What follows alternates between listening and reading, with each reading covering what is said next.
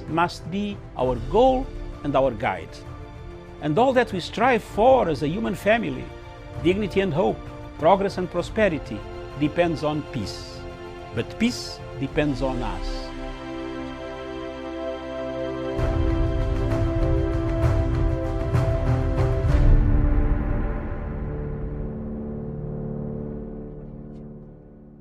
The containment measures. Ensure you wash your hands with running water and soap, and ensure that you're wearing face masks at all times. Fellow Kenyans, today our coronavirus situation is as follows.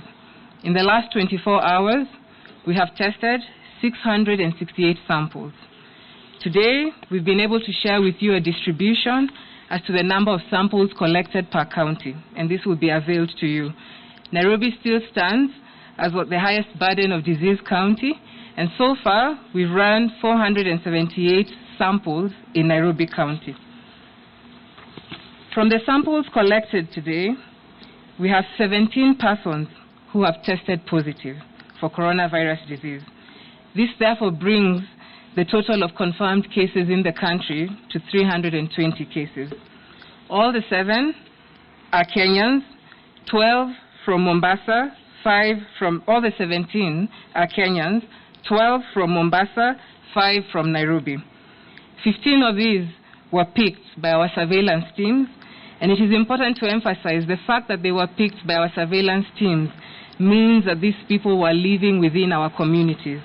And fellow Kenyans, the evidence that is coming in from our testing shows us that indeed local transmission has been established, and therefore the measures that we keep on reiterating on need to be followed. 2 of these cases are from our mandatory quarantine centers. With regard to gender, 9 are males and 8 are females, and they are aged between 22 to 60 years of age. And on a positive note, we are glad to inform you that 6 patients have recovered and have been discharged, and therefore we now have 89 as the number of recoveries in the country. I thank you.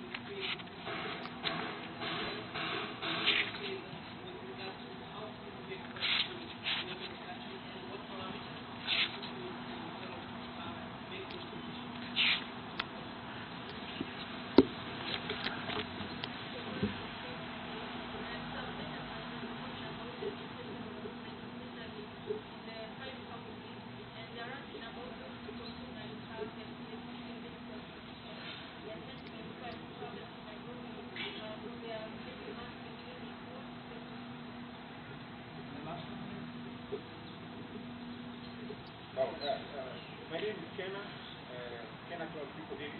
I just want to know from research for talent, the idea of quarantine when people be arrested, does it not spread a risk to the others? And also the element of school, Thank you. Thank you all for your questions. Allow me to begin with the questions from K24 concerning the current containment measures and when we intend to either relax these measures or tighten these measures. So far, we do have a team that is reviewing the impact of the current measures that have been in place. We are looking at the impact of the current hand washing measures, looking at the impact of social distancing, looking at the impact of having 60% occupancy in our transport industry, looking at the impact of having takeaway services in our hotels. And therefore, we've come up with a matrix, and this matrix will be evaluated this Sunday during the NERC committee meeting, and therefore decisions will be made as to whether these containment measures need to be tightened or loosened, and therefore we'll be able to communicate with you at the end of this week. Concerning the issue of cost and bills that are emerging from the coronavirus response at hospital level. Again, this is an issue that has come to light. We currently actually are having a database that is looking at the different billing data, both in public and private facilities. And when negotiations and engagements with the different players to be able to define a mechanism that would be adequate in ensuring that Kenyans who may not be able to meet these bills would have those taken care of. Again, this is communication that will be relayed through the NERC in the coming week, at the end of this week. I would like to invite the DG to come and touch on the issue of quarantine. However, it's important to note, fellow Kenyans, quarantine remains an approach and a measure that is being utilized the world over. And we have noted your concerns with regards to how the quarantine situation has evolved in the country. And indeed, we are working to ensure we improve and we actually meet the merits of having quarantine facilities that are able to meet our targets. That being said, we would like to remind you that some of our cases have been isolated at quarantine centers. Therefore, indeed, this measure has been impactful in protecting Kenyan lives. DG can come in and expound further on further quarantine measures. Kindly just...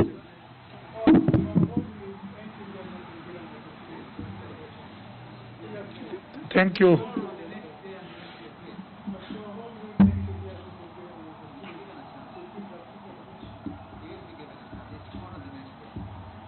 Thank you. I think Madam CAS has clearly articulated the issue of quarantine. It is our assumption that if you pick you as somebody who has broken the curfew, then you are treated as a person who could have come into contact with a potential COVID case. But what we have done is not to try and criminalize the quarantine process. One, we have tried to improve the conditions in the quarantine facilities. And now with availability of the test kits, as soon as you arrive within the quarantine facility, is to fast-track the process of testing you. For those who test negative, of course, they are quickly released and are advised to continue self-quarantine at home. Those who test positive, of course, come into the isolation center for management. Thank you. Yes.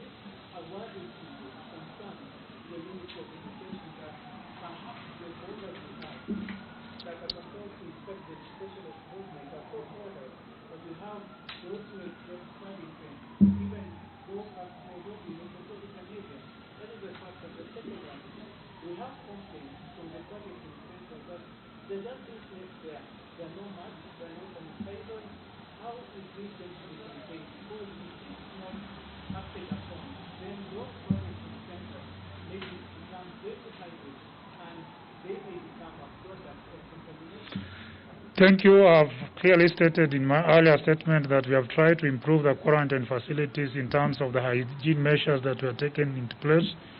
If there's a quarantine facility that does not have masks or hand sanitizers, it is probably just for a few hours because we have masks and sanitizers in stock, and we'll ensure that we distribute them to all the quarantine sites. But regarding those who escape, the long arm of the law will always catch up with you. They managed to bypass these other restricted movement sites and went as far as Kericho. But again, the long arm of the law caught up with them. So even if you make an attempt to escape from the quarantine facility, remember, a big brother is watching and will soon catch up with you. Thank you. Mi naitwa Ivy Brenda Cheretich. Na niko 26 years old. So I was the first patient to be confirmed with COVID-19, which is hiyo ndio disease ni iko caused by coronavirus. So I came out to the Ministry of Health and I let them know that I was concerned because I had shown symptoms of COVID-19. Na hakuna mtu alini pressure like go forward. Ni mimi tu niliamua as a responsible Kenyan nifanye nione as in juni kazi yangu as a responsible Kenyan kukuja mbele na kuambia government, I think this is what is happening and you might have to test me. Na niko happy cause waliamua kunitake seriously, wakani test, and that's when wakapata niko positive. So after wakanipata niko positive, walinipea treatment, walini support sana, and I'm just niko very thankful to all of them for what they did. Kitu nataka kuwashow ni kuwa hii kitu ni manageable na ni treatable. If you think you have it, don't be afraid. Usiogope ati watu watasema nini, or that ati watu watani stigmatize. Hiyo ni kitu tu, hiyo ni kitu, it's something that ni normal, it happens to anyone, and unaweza contract. It doesn't matter, unaweza kwa young, you can contract it. You can also be a child and you can be an older person. Hii kitu ni ya anyone, it doesn't discriminate. I discriminate based on age, ati when ni how many years, or gender ama ethnicity. Hii kitu ni ya kila mtu, but because we are really trying to fight hii coronavirus, it's also part of your responsibility kama Mkenya, ukwe responsible na ukuje out with your story. Because umeona mimi niko confident with my story, right? Sijaogopa anything. So that's what I would like to tell you guys now, because najua kuna patients sahi wana receive treatment and they wanaweza kuwa a little overwhelmed. Najua it's normal, it happens to every patient. Nataka tu kuambia stay strong, because the doctors wanajua what they are doing. Unaweza fikiria they don't know, but they know what they are doing. They're constantly wako talking on video conferences, on phones na experts from other parts of the world. Unafaa tu kuwa trust and be positive. And thank you to everyone mwenye ameni support through this journey, and also for the CS pia yamekuwa very supportive, and I would just like to tell anyone, stigmatize anyone, don't kabisa, and be strong. So I want to tell you that mimi naitwa Eliud Bio, mimi ndio mwenyekiti wa Kamukunji Jua Kali Association. Nataka kusema kwamba hii ugonjwa wa coronavirus ni ugonjwa ambao uko na unashika kila mtu ambaye anaweza kuwa in contact na mtu mwingine ambaye ako nao, ama amegusa kitu ambacho kimeguswa na mtu ambaye ako nayo. Let us wash our hands. Let us keep the social distance given, at least 1 meter away from one another. Let us avoid all gatherings, unnecessary gatherings. People believe that sanitizer is the main thing to fight the scourge. Let us just use the soap we have at home, even the bar soaps. So long as we maintain the cleanliness that is required, we are going to fight this. Ili tubambane na hii ugonjwa ni lazima unawe. Hiyo ndio sababu kama sekta tumeweka hizi mtungi kila mahali ya kunawisa mkono. Na tena tunasema ya kwamba ukiwa unafanya kazi hapa, ama wewe ni customer, ama wewe ni mpita njia, ukikuja lazima unawe. Hiyo ndio kusaidia na ndio kukinga hii ugonjwa. Hii mitungi ya kunawia mikono, mebasi wetu walichukua jukumu, wanatengeneza hizi mitungi na wanauza kwa bei nafuu, kwa sababu wanapotengeneza hii mitungi sio biashara tu ama pesa tunatafuta. Tunatafuta kwamba hii mitungi iweze kufikia kila mtu, ndio watu waweze kunawa mikono na waweze kujikinga na hii ugonjwa. Si serikali ambayo inaweza kutusaidia peke yake, ni sisi wenyewe pia tusaidiane kwa kufuatilia ile mambo ambayo tunaambiwa na serikali. For more information, please dial 719 or *719#. You'll get help immediately from the relevant authorities, particularly from the Ministry of Health. Pamoja tukomeze corona. Critical care nurse, and I work in Kenyatta University Teaching and Referral Hospital. I work in the ICU setup, and we are preparing for the COVID-19 isolation and quarantine program. And we are set for our ICU is 24-bedded capacity. We are ready to receive the patient who will be requiring ventilatory support. And our ICU is fully equipped with the ventilators, infusion pumps. It's also fully equipped with the suction machines, and also spaces for hemodialysis. So we are fully prepared and equipped to nurse this patient in our unit. Psychologically, we have to be prepared because this thing is real. It has affected other countries. It's worldwide. And now for us in the healthcare profession, we are the people now to stand in.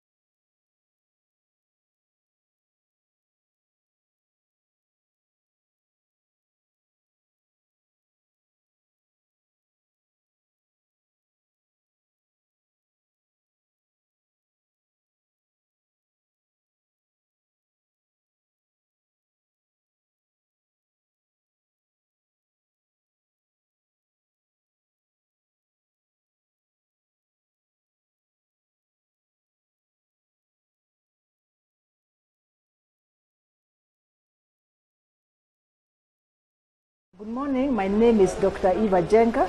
I'm the chair of the Kenya Medical and Dentist Council. Today we came here with a team from the Ministry of Health and from the Kenya Medical Council, as well as from the Kenya Medical and Dentist Union. We are here to represent the government on a task to come and verify the quality of the PPEs that are being made by Shona.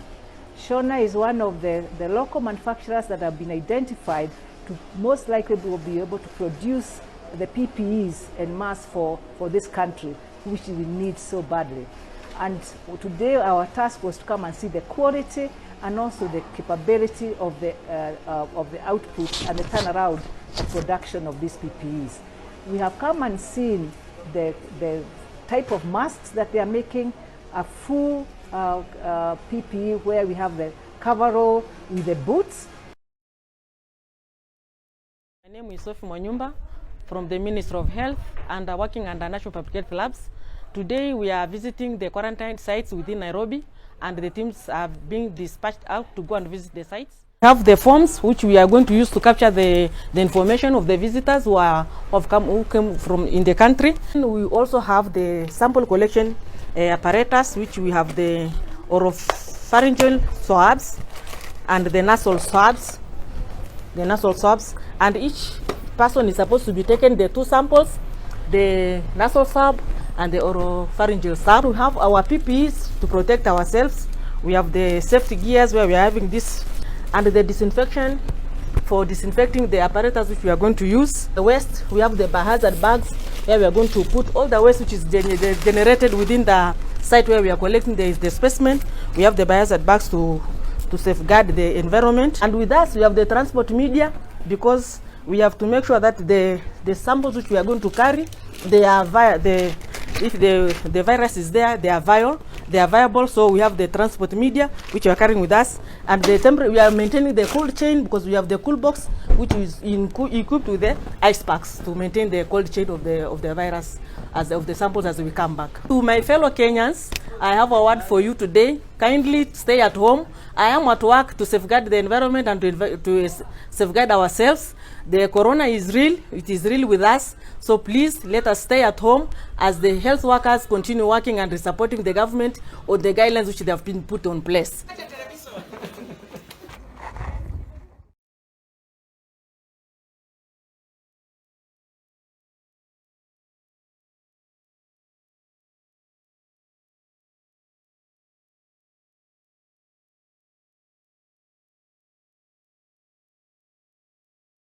Good morning, wherever you are in the world. Thank you very much for watching Punchline Africa Television, broadcasting all the way from Nairobi, from the Political Command Center of Punchline Africa Television.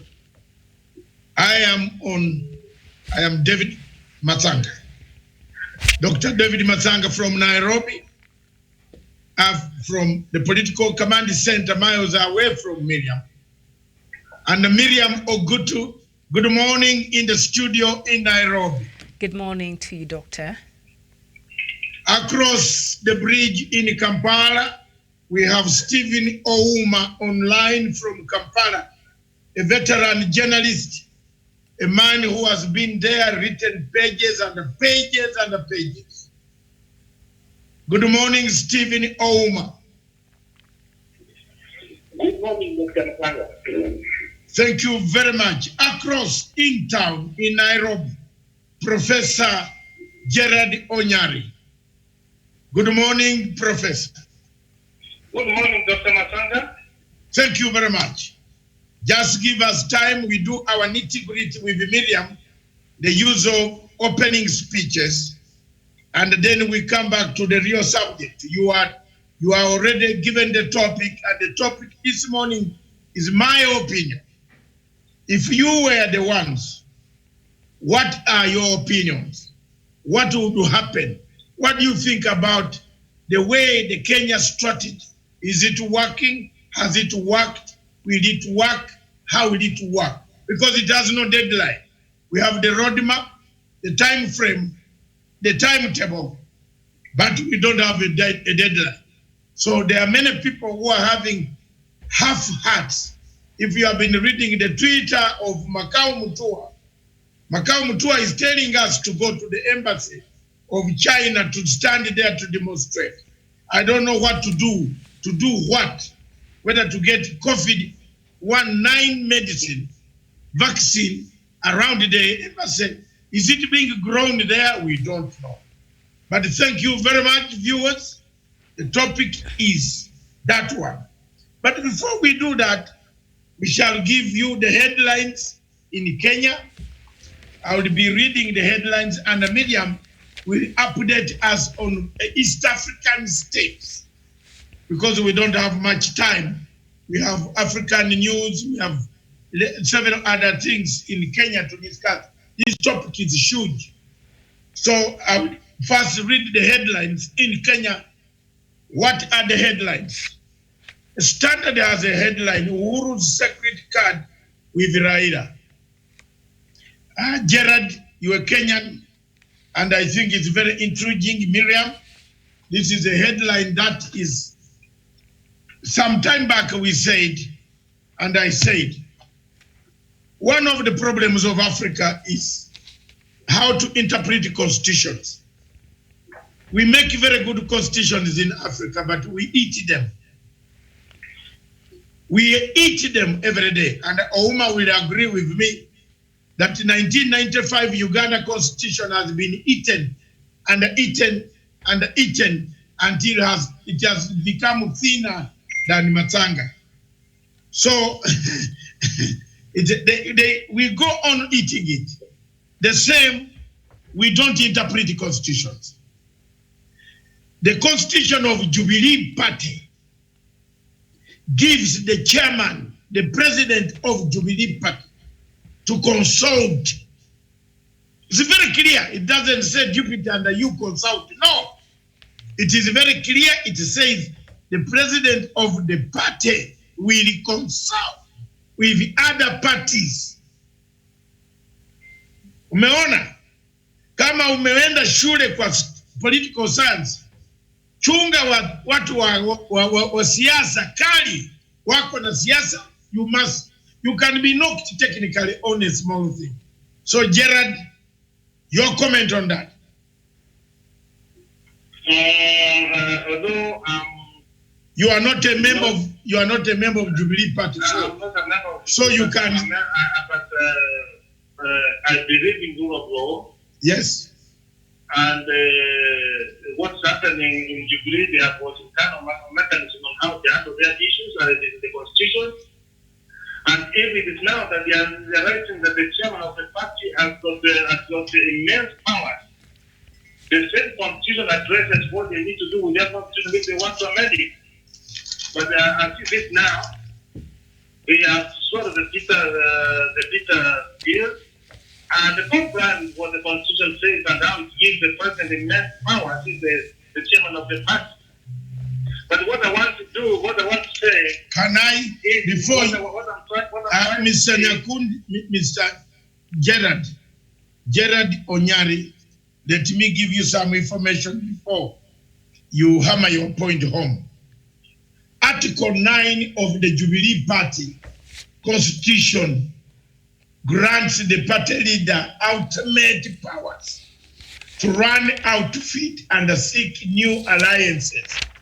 It reads, the party leader shall promote political consultation, engagement, and cooperation with the other political parties and other coalitions.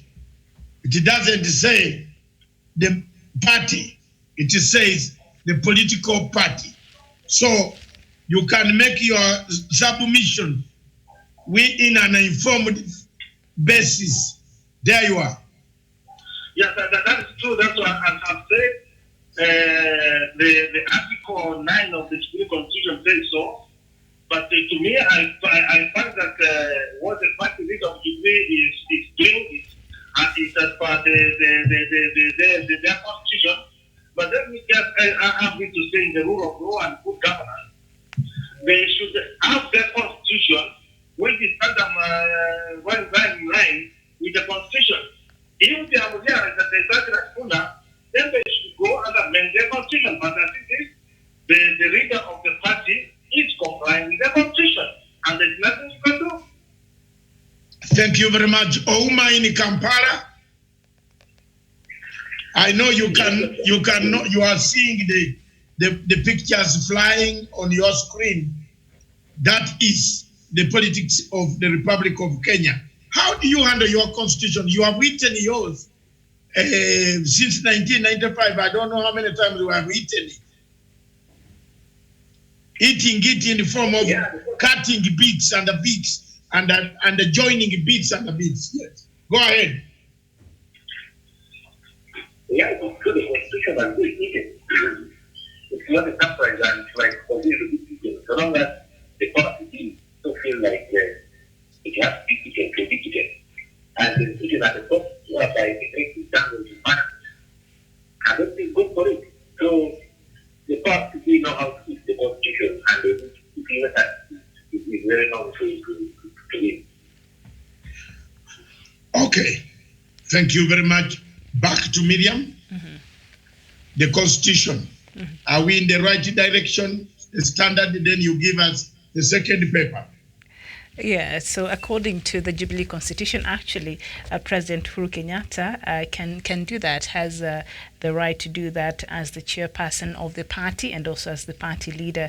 So I think that story on page 4 of the Standard newspaper, I'll just read a line or two, and it says, a clause here, the Jubilee Party Constitution suggesting President Uhuru Kenyatta has powers to enter into a coalition unilaterally has ignited a fresh storm. So President Uhuru Kenyatta is not operating outside of the party that took him to power. So he's operating within the parameters of the understanding and the clause that is in the Jubilee Party. So he's not operating outside of the Jubilee Constitution if so he chooses to form a coalition with another person. But for now, what we know is he is in coalition with, Vice President Dr. William Ruto and the rest of the other affiliate parties. But should he choose to do otherwise, actually the party allows him to do that. The party's constitution. Thank you very much, Miriam. Yes. The next newspaper. The next newspaper is The Daily Nation, and ugly truth about learning at home and reality on the ground. The out-of-classroom learning using television, radio, computer and smartphone was meant to ensure continuity, but most of the Kenya's 17 million learners closed their books as soon as schools were shut. And this is a worry. As a doctor, for a lot of parents, we've seen some private schools trying to ensure that the children continue to learn from home, but a lot of public schools, especially from the rural areas, are really facing a huge challenge in terms of continuity with their education during this time, but the country is trying to fight COVID-19. Thank you very much. I think that one goes to Stephen Ouma. How are children coping up in Uganda?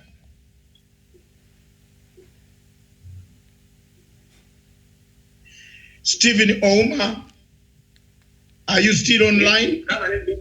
How are the children coping? How are the children coping up in Uganda who going to schools?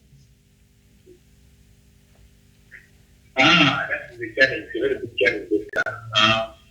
We find that the parents have just paid school fees and take children to school. Now, some of them have budgeted, knowing that the kids are going to come back after 2 months or 3 months. Yes. They then get back home. They find many parents don't have the school fees, they borrow the money. The loan certificates will pay back. Now they're at home. It's a bit hard to be challenge. What I find that some homes, most homes now have reduced their meal ratio. Parents can afford to give 1 meal to the children a day. Others even go for storage or just fuel transport. Like the very big challenge. Coping up with the situation is a bit hard. Okay, Miriam, any questions for? He says there are so many challenges to parents in Uganda. You are also a parent in Kenya. How are your children going to school? Give Mr. Ouma your experience. Well, mine, even as we speak, is having his classes. They have their classes from 9 to 7, so he's not to 1. He's not been very affected with the teachers and all that through Zoom. But this is just a fraction of very few students in Kenya or pupils in Kenya that are able to continue with their education. The reality is a lot of households cannot afford Wi-Fi, cannot afford a daily buying of the data bundle. So that is, and do not even perhaps own a smartphone for the children to be able to access those lessons there, especially from our public schools, which amounts to a higher percentage of the total children that are looking forward, especially to sit for their end exams for the KCPE and for the KCSE. So that is a real challenge, and I think the reason why they brought this as a front on the front pages as a headline is because Magoha, that is the CS for Education. I'll just read the ministry's position there on the side, and it says, according to Education Cabinet Secretary George Magoha, learners right from kindergarten to secondary school are learning from home under the supervision of their parents and guardians. The minister has ruled out any chances of putting off national examinations as slated for November. So Mr. Magoha has been seen to be a bit aloof with the reality that is on the ground, as much as, yes, there are students and pupils who are continuing with education, like my son, for example, but a majority of the pupils and high school students, they're not able to access the learning from online learning, and that is the truth, that our CS for Education has to, contend with it, perhaps for the Ministry of Education to devise other ways so that other pupils and students in this country don't get to lose out on continuing with their education. Thank you very much. And Professor Onyali, a quick one. Half a second. Thank you for that. And Dr. Maswanga, let's have this note that we are facing a pandemic. We are to ensure how we survive. Some people are concerned that what we need to do with our children. Our children, unfortunately, they are at home. But in Kenya, what they have tried to do is that they have tried to come with online education. But having in mind that a majority of Kenyans don't have the coverage so that they can be online. But what we should focus now, how do we go beyond the COVID-19 pandemic? Okay. But let me just have this to say that parents, they have to find other new ways on how to survive. Like the way woman said in Uganda, you can keep have 1 million a day because now we are trying to survive. It's a matter of survival, life and death. Okay. Thank you very much. And that brings us to the next newspaper. Kenyatta's massive blow to land grabbers. Has Kenyatta lastly finally hammered a blow to those who have what do you call it in English? Medium can help me. Call what? Those who have appetite. If you have extra appetite for land. It's just land grabbing, right? Is there another name for it? Yeah, I think extra. That is. Everybody wants land in order to build your house, but if you have extra one, for example, Ouma, in Uganda, there is also land grabbing, isn't it? Yeah. So, you have an experience of land grabbers. They have grabbed golf courses. They have grabbed the football pitches. They have grabbed the sea. Lake Victoria has been grabbed. You know, some people are draining sand out of Lake Victoria to form land so that they build houses. Yesterday, but one I saw in Uganda, Lake Victoria has come back and has followed very big hotels. You saw that one yesterday. I think you saw that in Uganda. What an embarrassment. A lake comes back to sort its position. It says, I was here. It came back to reclaim its position, its boundaries. The lake came back to reclaim its position. Yes. Thank you very much. Ouma, can you tell us how the lake came back in Uganda to reclaim its position and, flooded the whole place? Houses were drowning in the water. Over to you, 1 minute, please.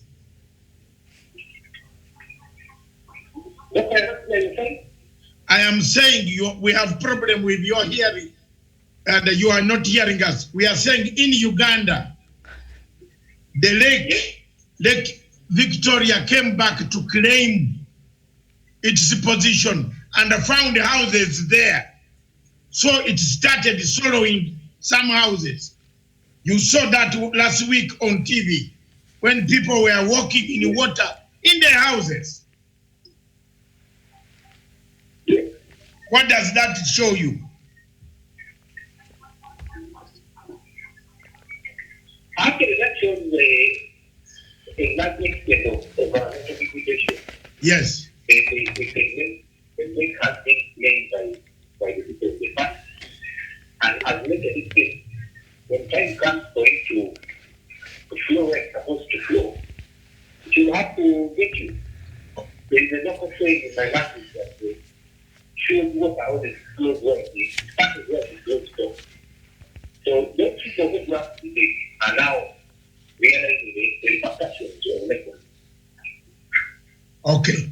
And Professor Jared, comment on this land grabbing?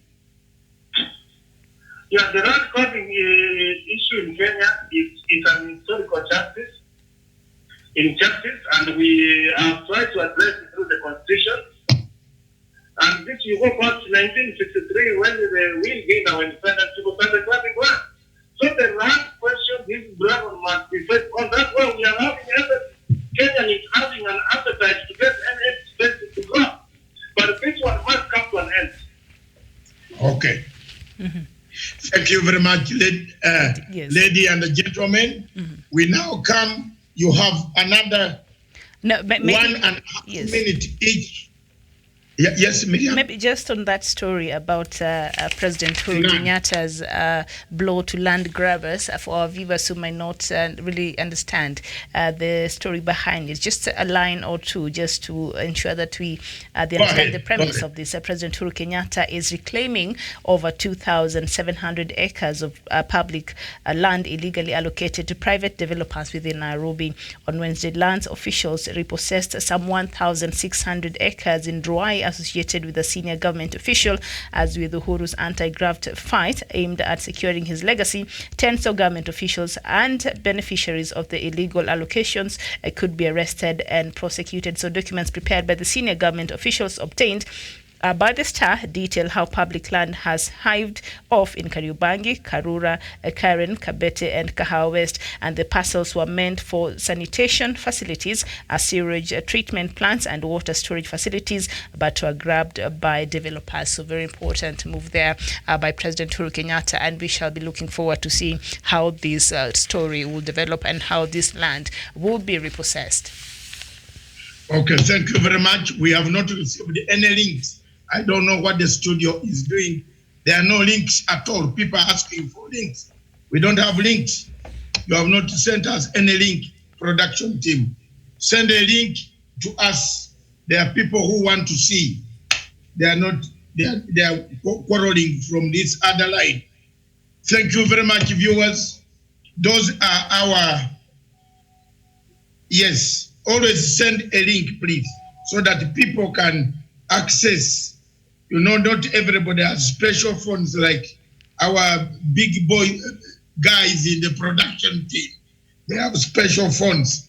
Some phones don't open the website directly. Thank you very much, viewers. Wherever you are, those are the newspapers. Quickly, we still have about 25 minutes before the top of the hour. We want to come to our topic. But before we do that, Miriam, give us surprising news of COVID-19 in East Africa only. Yes. That is Kenya, Uganda, Tanzania, and Doctor. Sudan. Yes, and before we get to that, just below the Star newspaper, something just caught my eyes here. Members of Parliament reject proposal to cut CDF by 10 billion Kenya shillings to fight coronavirus. Now, MPs have rejected attempts by the National Treasury to deduct 10 billion Kenya shillings from the CDF coffers to raise cash for the COVID-19 emergency response. The budget and appropriation team said substantial proportion had been committed. So that means our members of parliament has this money. So what I don't want to hear as a Kenyan is for them coming out and starting to complain. They've refused for the National Treasury to take part of the money that is meant to go to the CDF because to help fight against coronavirus. And so that money has been left to the members of parliament. So now members of parliament and our leaders across the whole 290 constituencies, you have no excuse to walk around here and start complaining. You voted against the proposal by Treasury to take part of that money. You're left with it. So can you stop complaining and get into working and find out what your people are required down there in the constituencies and in the grassroots and do the appropriate thing? So they refused. They have the money now. Don't complain. Get to working then. Miriam Ouma, Stephen Ouma from Kampala. The East African members of parliament like a 10 billion, 10. Uganda, 10 billion. You remember? It has brought a storm. Kenya here, also 10 billion. The problem, the difference is that 10 billion of Uganda is 3.5 billion. Of Kenya money. Now 10 billion, the Kenyan MPs also put their 10 billion aside and they stuck with it. Uganda Parliament, the Speaker and the MPs are fighting over the 10 million shillings that which they cut from the main budget. Was it 10 billion? Yes, they also cut 10 billion in the separate. What is wrong? Can you tell me something? Is something wrong with our MPs in East Africa? I think it's a full lot of controversy and arguments within the party, whereby several members of the party, including one minister of the electoral minister, I think they can feel a very dynamic that this morning said it was not the work to get the money because we are faced to the challenge that should be addressed at the community level. So putting this money from the federal and giving it to the MPs either taking it to field, taking it to common house is immoral. But the MPs are defending their position that they have faith, they have a grace to satisfy the community. So if you get a bit of a controversy with the government, whereby the speaker has to seek the intervention of the activity of one court issue and injunction for not money. And when the activity yesterday was talking about parliament, the advice to the minister that those who are looking to spend the money by 21st April, when the court order was issued, do not spend the money, however, to be competent court. This will go down when the speaker and the speaker keeps the activity of being on the other side. And for some people who are so it's a bit of moral, I call it an immoral action because MPs are already facilitating. They get money from money, what their constituents. They should have done just like the public that way. Okay, thank you very much, Miriam. I think you have heard for yourself, Dr. Onyari, Professor Onyari, your last remarks before we come back to the studio. And Ouma, your last remarks so that we can tackle how many people in Kampala today in Uganda are affected with COVID-19. How many do you have? How many have so far? Or if you don't have... The number of 73. 74 cases. And 46 recovered.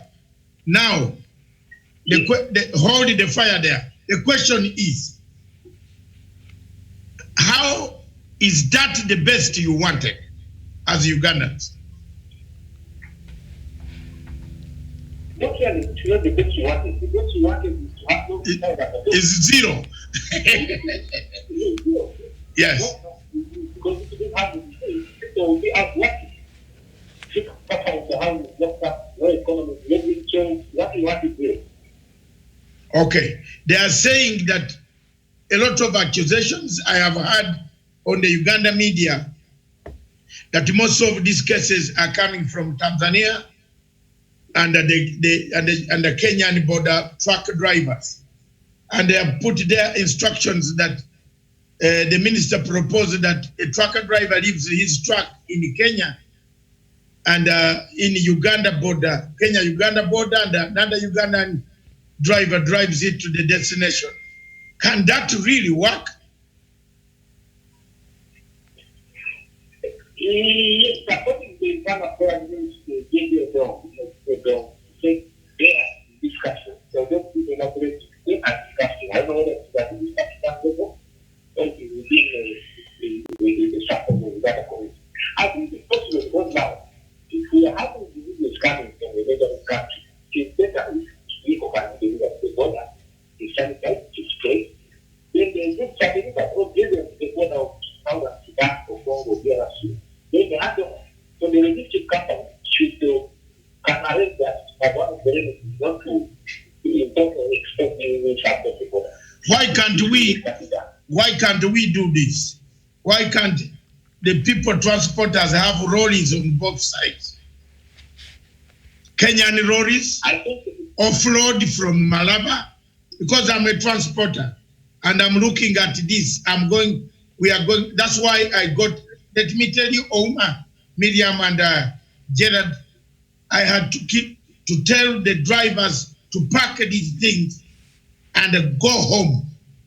Because that headache for you to hand over your truck to another driver, you need another insurance.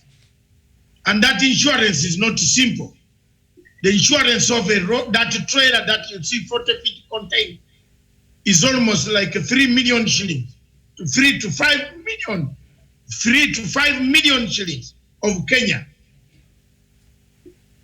That insurance alone of that truck, one truck is 5 million shillings in terms of insurance. And when you are carrying goods, they even ask for a cover of 10 million Kenya shillings. So if you are going to hand your truck to somebody across the border, and then this one also drives and hands over across the Kenyan border for a Kenyan driver whom you don't know, I think it doesn't work. The best thing we can do is let East African heads of state call for a meeting, urgent meeting of President Uhuru Kenyatta, President Museveni, President Kagame, President Magufuli, President Salva Kiir, President Nkurunziza. Call a meeting. Since COVID has no boundary, has no border, this COVID does not have a border. It will come for us today. It will come for Kenyans tomorrow. It will come for Tanzanians. It flies. Let them call a meeting and make sure that there is a meeting. They close the borders and they close them. I think that's the best we can do. Because we can't have one East African state allowing, as if it is allowing disease to arrive. And while others are preventing disease. That's very strange. Very, very strange, Miriam.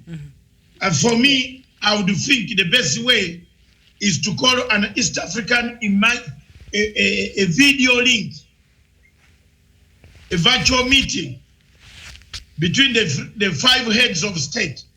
And this will give Nkurunziza time because he cannot move from his seat in Bujumbura in fear of being overthrown. So this is COVID has brought also advantages for Mr. Nkurunziza to sit at the seat. But Nkurunziza is leaving in May. Elections in Bujumbura. Yes. Then have a meeting with other heads of state. You don't need a meeting in Arusha. You need a meeting on this to close the borders. Because if we don't close these borders, one country will get rid of the entire thing. The other country will not. So there you are, Miriam. I think we have a problem here. Yes, thank you, Dr. Gerard. We have run out of time. We have seen a signal there. We have run out of time, and that signal has given us time. We see you later, Professor Gerard, in the evening at 8 p.m. Thank you. All right, and just to add on that, Doctor, I think that that move by Ugandan government, I think President Yoweri Museveni and his administration, they're just trying to find ways in which they can ensure that the COVID-19 is contained. We've seen the measures he has previously put in place have gone out to bear some fruits, because we've seen, the spread of the COVID-19 in Uganda a bit slower compared to other states in East Africa. So that is something to be lauded. And so I think in this new move, he's just trying to think, could this also be a better solution? Because we've seen some cases that have been transported from other countries coming to Uganda. So he's just doing the best he can to ensure that Ugandans are safe. But having said that, I don't see how you can drive your truck all the way to the border in Malaba or wherever it is and then hand over to somebody perhaps you don't even know, because there are people who, that is a transit, perhaps they're going to Rwanda, perhaps they're going to another country, and they're not maybe making a stopover in Uganda. And maybe they don't even know anybody in Uganda. So that will be quite a challenge. What about now they do this? They stop transportation of things that are not essential right now. Can we stop trade for now? We agree, let's join hands as East Africa fight the COVID-19. Then after all this is done, then we start engaging in business as usual, because these are very difficult times and everybody's just trying to do the best they can. But that idea of just handing over your business to another person, I don't think that will work very well right now. And so if the goods being transported are not very essential, unless they're foodstuff, and if they're not really essential, then such trades could be suspended for now until, say, the next things stabilize a little bit and confidence is restored that the spread of the COVID-19 has been curbed and is under control. But for right now, I think it's tricky. I think it's very interesting, because these truck drivers, as much as they're being told, like in Machakos County, when you drive through, say if you're going to Mombasa, you'll find that there's a certain place where a load of trucks, they park the lodgings are there and all that, and they engage in all this. Not all of them, I'm not sure. So even Machakos governor has said any trucks that are coming through Machakos, don't stop in Machakos for over 30 minutes. Go, don't stop there because of such. You tell them maintain social distancing. Don't meet with people if you're coming from another county. People are not listening. So what is Museveni to do? What is the governor of Machakos to do? What is the President Uhuru Kenyatta's left to do? So it's very interesting, because people really are not following these measures, and so we are brought up now. We have to deal with other things and other emerging challenges to be able to curb the spread of the COVID-19, which is quite inconveniencing. Thank you very much, Miriam. We are on our own now. Let's switch to our program. All right, and we look at is Kenya's COVID-19 strategy working there so far? Yes, the things that President Uhuru Kenyatta and his leadership has put in place to ensure that we have very few spread of this COVID-19. Right now, Kenya stands at 320 confirmed cases, 14 deaths have been reported, and 89 recoveries have been made. So we've seen also the recoveries has been steady, and so we're hoping in the next couple of days we'll see more recoveries having been made there. And of course the death there right now has reached 14, and we send our condolences to the family and friends who have lost their loved ones to this COVID-19. So the measures, Doctor, that so far, yes, the government of Kenya has put in place, maybe we look at them one by one, but in general. Sorry, Miriam, let me read the first part, you got the second part. Because we don't have do we have much time? No. We have eaten a lot of time on that. But the points that you are making, we have made very valid points. One of the points we have learned is the disease in Uganda has a problem in that it is now not inside the people who are in quarantine, but there's a new driver, 2 drivers from Tanzania came with the thing all the way from Dar es Salaam. And how many people road stops where they stopped. So Uganda government is tracing back all these stops where they stopped and crowding more people and sampling more people. I don't know how the Uganda government is doing on the question of samples, because it seems it has a quicker way of doing their samples. I don't know where they are getting the material, but we need to borrow that. I will ask and find out one of the quicker ways of and then give you the information later on tomorrow or today or tomorrow, because they seem to be sampling, taking samples quickly and the results coming. And someone told me that in the Ugandan situation, they are able, once the drivers enter the Ugandan territory, the number of the driver is taken and is monitored. And there is an alert when they see the driver in any relationship. And the officials of LC1, where you have parked your truck, will come and knock on your door and they say, we have arrested you now. You were supposed to deliver goods at point A. You are now here with this lady. So you and the lady, you are going to quarantine. So things have scared so many. 1, the ladies. 2, the drivers. So many trucks have been left in those places. There's a famous place in Uganda called Naruwerere, like a Machakos. That's where the situation is. Like a Naruwerere, Machakos parking space, several trucks without drivers have left there. All the drivers have been taken to quarantine. They are there. So this is the situation. But on the Ugandan situation, on the Kenyan situation, the curfew, President Uhuru Kenyatta declared a nationwide curfew, which runs from 7 to 5 a.m. It restricts the movement of people in a vehicle which is not on duty and which is not of security.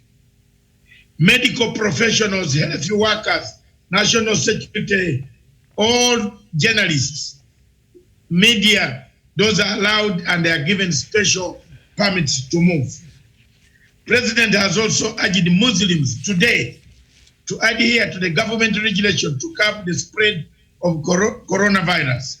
In his message this morning, the president issued a plea that this disease is for all of us, so Ramadan will be disrupted, but the message was very clear to tell the Muslims that they are with them in the time of fasting. To me, the curfew has been declared. But the curfew to some places, Miriam, is the strategy of the curfew working. Yes, some people are breaking rules, few of them. The problem of what is in Kenya today is the people who have impunity. Impunity comes both from the lawyers, litigators like Mr. Omutata. You know, this is a very serious area. And for Omutata and Nelson have to go to court to remove curfew.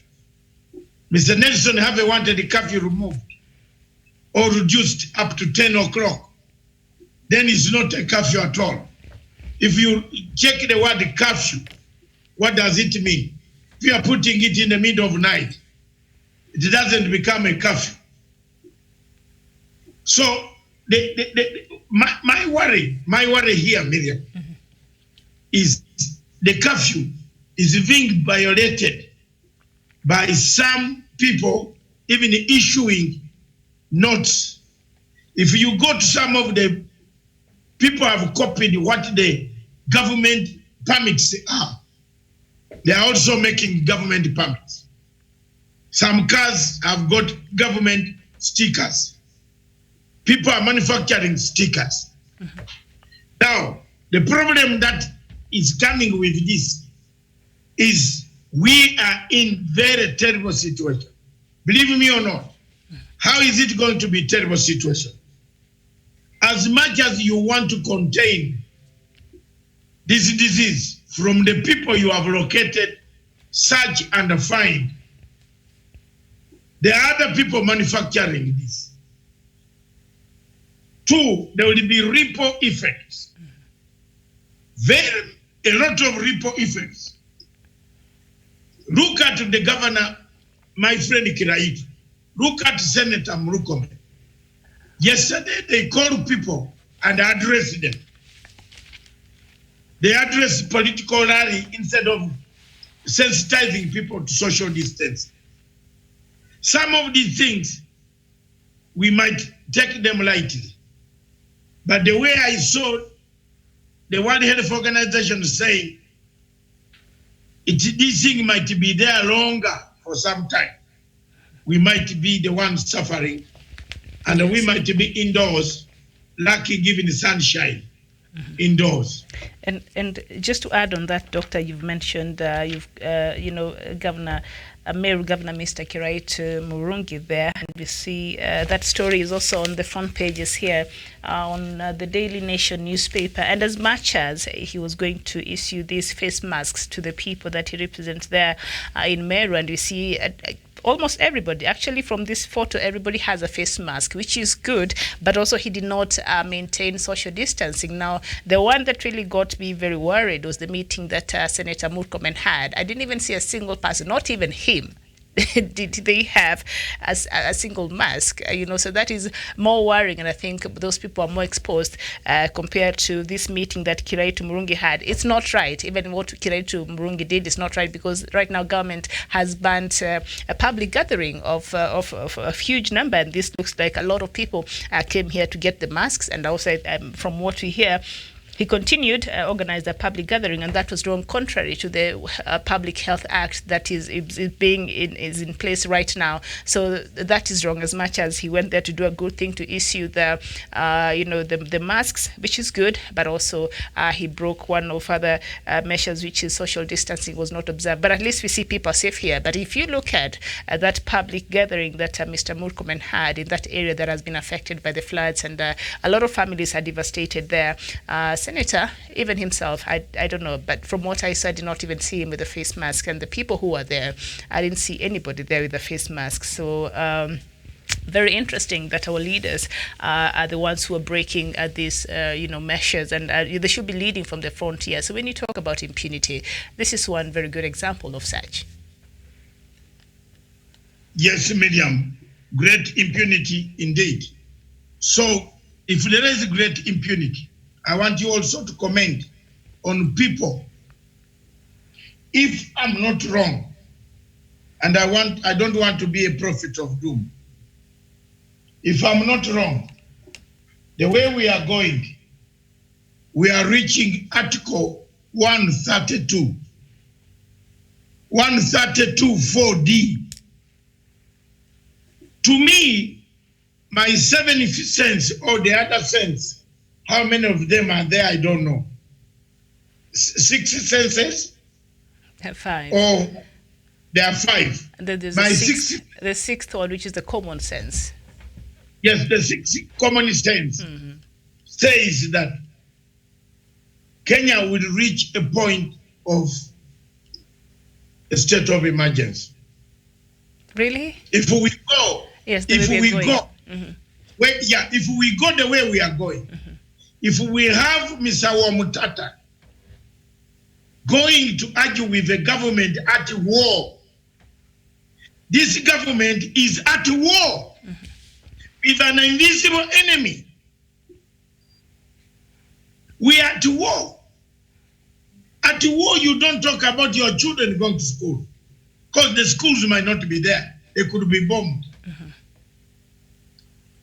At war, you don't talk about your restaurant, because the restaurant could be bombed. At war, you don't talk about your property business, because the business could be looted. At war, anyone who has been in war, anyone who has trained in war, those things, when you go to war, the country becomes alert. The law, Chief Justice Maraga cannot sentence you even at war. Which prison will it take you? There is war. There are jet fighters coming on top. At war, some of these things cannot be challenged. So if Mr. Wamutata is going to challenge, Mr. Wamutata is going to challenge Mr. Mutahi Kagwe, because what Mutahi Kagwe is doing it under the Act, the Health Act of Kenya. It empowers the minister to close your nightclub. It empowers your minister to give you, don't move from here, don't move from there. But the more people go on questioning the president and breaking the law, going to Homa Bay, cry from video, that I was wrongly, but you drove the car from Dandora, which is a restricted area, going to other places, jumping over the walls. Some youths in Nakuru were even taking pictures. You see, in a group, these ones were naked pictures, men only. I don't know, a man came from Germany, and these are not boys and the girls. These are only boys, about 12 of them in Nakuru. Look, if we go on doing this, and the curve of cases increase on a daily basis, after we have finished those in quarantine,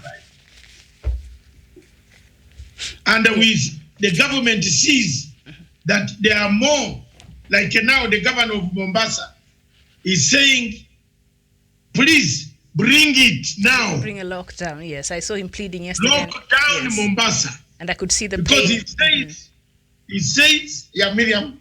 Yes, I could see the pain on Governor Joho's face when he was talking there, and he was pleading because they were showing a news item from Mombasa just the other day, and people walking in the streets of Mombasa very oblivious of the dangers that they're posing to themselves, walking around without masks, without observing the social distancing. So they're acting as if nothing has changed, and yet, CS for Health Mr. Mutahi Kagwe has over and over reminded us that if we continue acting acting as normal, this disease will treat us very abnormally. And we are seeing, and so that is what the government is trying so hard to find. So yesterday, when Governor Joe, and I really must commend him, because since the confirming of the cases here in Kenya, this governor has been leading from the forefront. We've seen him go out and beyond, out of even the required in his office. He goes out of his way to ensure he provides leadership. So at this point, I think he's one of the few governors you've seen who is really doing a good job in helping even President Uhuru Kenyatta, that other part of the country, to ensure that he creates awareness and he helps out wherever he can. He's given out the face mask, he's put the sanitizer thing there at the ferry, and he's doing all he can. So he understands the gravity of this matter. So he's been saying over and over again to the people of Mombasa, can you try to observe these social distancing measures, wash your hands and all these things, and they're very reluctant in observing these measures. So now he's saying, okay, now maybe it's perhaps bring us the lockdown here in Mombasa, and he was literally begging for it. There in Mombasa. I don't know if that is how possible that will be, because the government also is considering a lot of things. It has to balance before such a measure has been put in place. Doctor, you mentioned there Mr. Kio Mutata, who is in court challenging some of these things, and in particularly, I think in that case that he presented to court there, he's saying that the people who are being held in mandatory quarantine by the government perhaps should not be paying the amount there that they're paying, or not pay at all. He wants the government to be compelled to pay for these people, and for those who already have paid, their money is to be returned. It's like a two-edged sword in that, because there are people who got this COVID-19 not on their own volition. They just came into contact with a person who was careless and they got it, and so now they're in mandatory quarantine and they're receiving treatment. So that is one section of the people who perhaps the government should look at. But also there's these people who continue breaking these curfew laws, continue disobeying these measures put in place, and they find themselves in the quarantine centers. These are people who should be treated differently. If you've been taken there because you broke the curfew time, because you're not observing all the social distancing and the measures that has been put in place, and you find yourself in the quarantine center, mandatory quarantine center, your case should be different from the person who is there not on their own volition, not on the mistake that they've done on their part. So perhaps on that, the government should look at it like that. It's a double-edged sword there. So the government should look at it on a merit case. So maybe on there, the government should actually look at, because there are Kenyans who are there who even took themselves there after they realized they have the symptoms, so they did the right thing, and then they can't really afford to pay this money. So perhaps the government should consider. But those who have been caught out drinking and all that time and breaking the curfew, in fact, more money should be added to them, I think. Thank you very much, Miriam, on that question. So the question still remains, is Kenya's COVID-19 strategy working? Yes, the strategy is working. Loopholes must be sealed. When it comes to partial lockdown, you can take it away from there. You yourself read it. That's your angle. Then let's see. Is the partial lockdown, Miriam? You've already read it. Does the partial lockdown give us any hope? I think it does, and who knows? Yes. You see how much after the controlling of moving in and out of Nairobi, we've seen even though a few characters are trying to still break this rule and find themselves like those people who disappeared from the quarantine, who jumped the perimeter wall. Another person was found in Kericho. How did they get in Kericho? Which police officer allowed them to pass through, the roadblocks and all that? Because you just can't leave Nairobi and find yourself in Kericho. You must have used some route where perhaps a police officer was manning or something like that. So these are questions that we must continue to ask, because this partial lockdown was really meant to ensure that Kenyans are safe, and so far it has been working. Look at that driver who was caught in Homa Bay carrying all these people, and apparently he has tested positive. He has tested positive for COVID-19. So if at all the movement was still allowed, who knows how many cases would have already been transported to that side of the country and other parts of the country. Because before the government brought this partial lockdown, the Ministry of Health and President Uhuru Kenyatta himself had pleaded with Kenyans, can you not travel to your villages if you don't have to?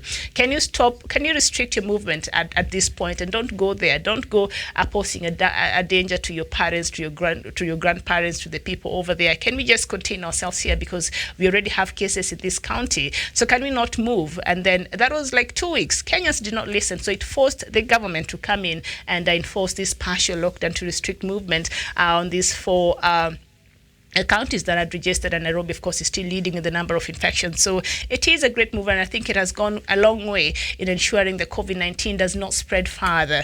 And so it has, and I think it should continue. I think it is coming to an end when on Monday, perhaps it should continue for the next maybe a week or 2. I don't know how many Kenyans will agree with me on this, but I think it is necessary to ensure that we don't import any more cases in the villages, because even if you lift this partial lockdown right now, Kenyans will not sit in the city. They'll still want to travel, and that is where the challenge is. We need to contain it here so that we're able to deal with it here, so that until the tests have been able to be done, and we've seen there is no new cases being recorded on a daily, so and then after a couple of days, then we can go back to normal. But for right now, the partial lockdown is working, and I think even after it elapses, I think on Monday there, I think perhaps they should extend it further for a week or 2.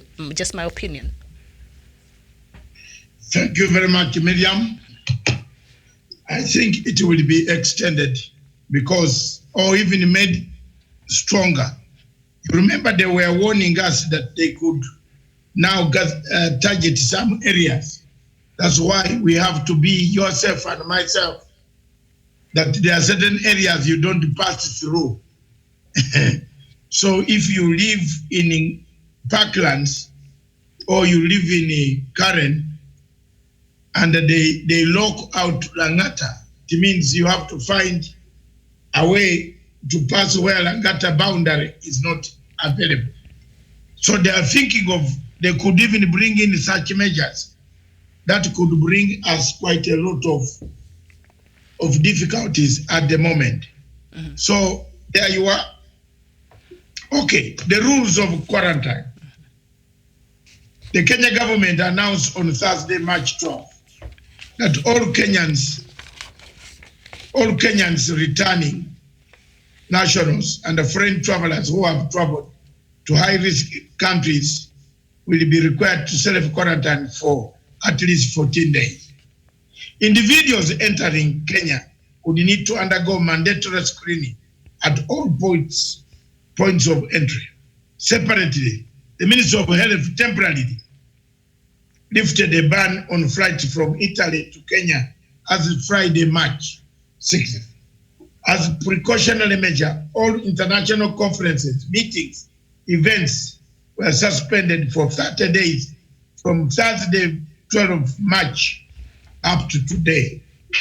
So people who are conducting meetings, conferences, political rallies, like my friend Senator Murkomen, and his counterpart, the governor of this place, under which law are they conducting public ban on public gatherings? You see, it is a matter of symptoms of regime change. I want to bring you one thing that I want you to know.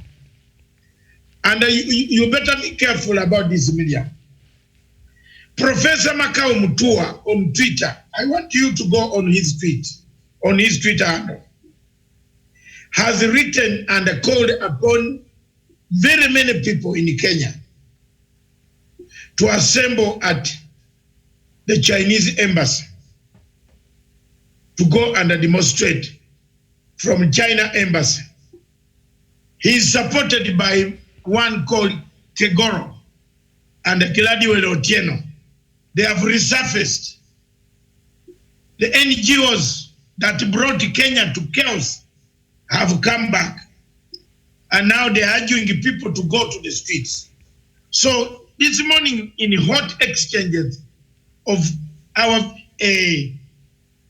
tweets, I asked Makau Mutua that is there medicine outside the embassy of China for us to heal COVID-19? Demonstrating outside China embassy, does it give you medicine? What does it help you? You can't demonstrate when you are 2 meters away from each other. You must be closer to sing the songs.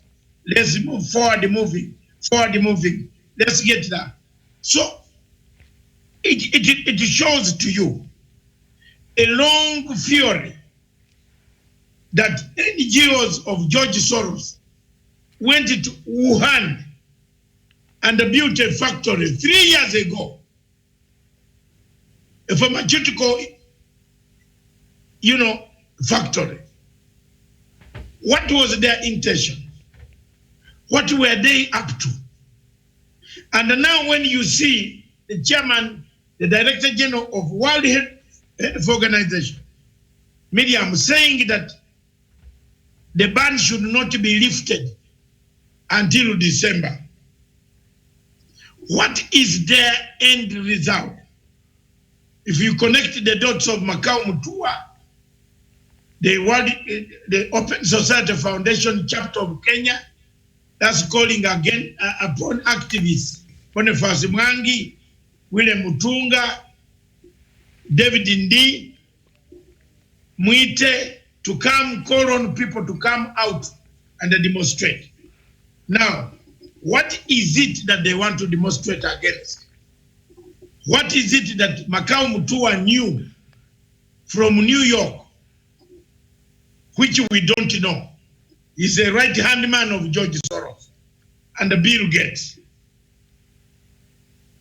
What do they know? It is all coming in, fitting in with what Trump and other people and us have been saying for a long time. That some people know something we don't know. So if we go that way, calling upon people to demonstrate, the government will have no alternative but to invoke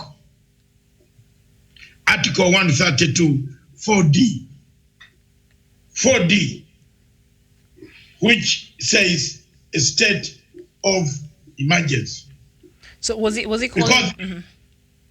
Because, yes. I need to understand the premise of that. He was calling for people, the Kenyans who are in China, to go demonstrate in the Kenyan consulate, in the Kenyan embassy there in China, or he was calling people to go demonstrate where? Upon the Kenyans in Kenya, in Nairobi. Or to go demonstrate in the Chinese embassy to compel. Yes. The Ministry of Defense. Okay. I can read you the tweet. All right. Can I? Please do. Let me be your guest. Okay. Is that what that's what they say?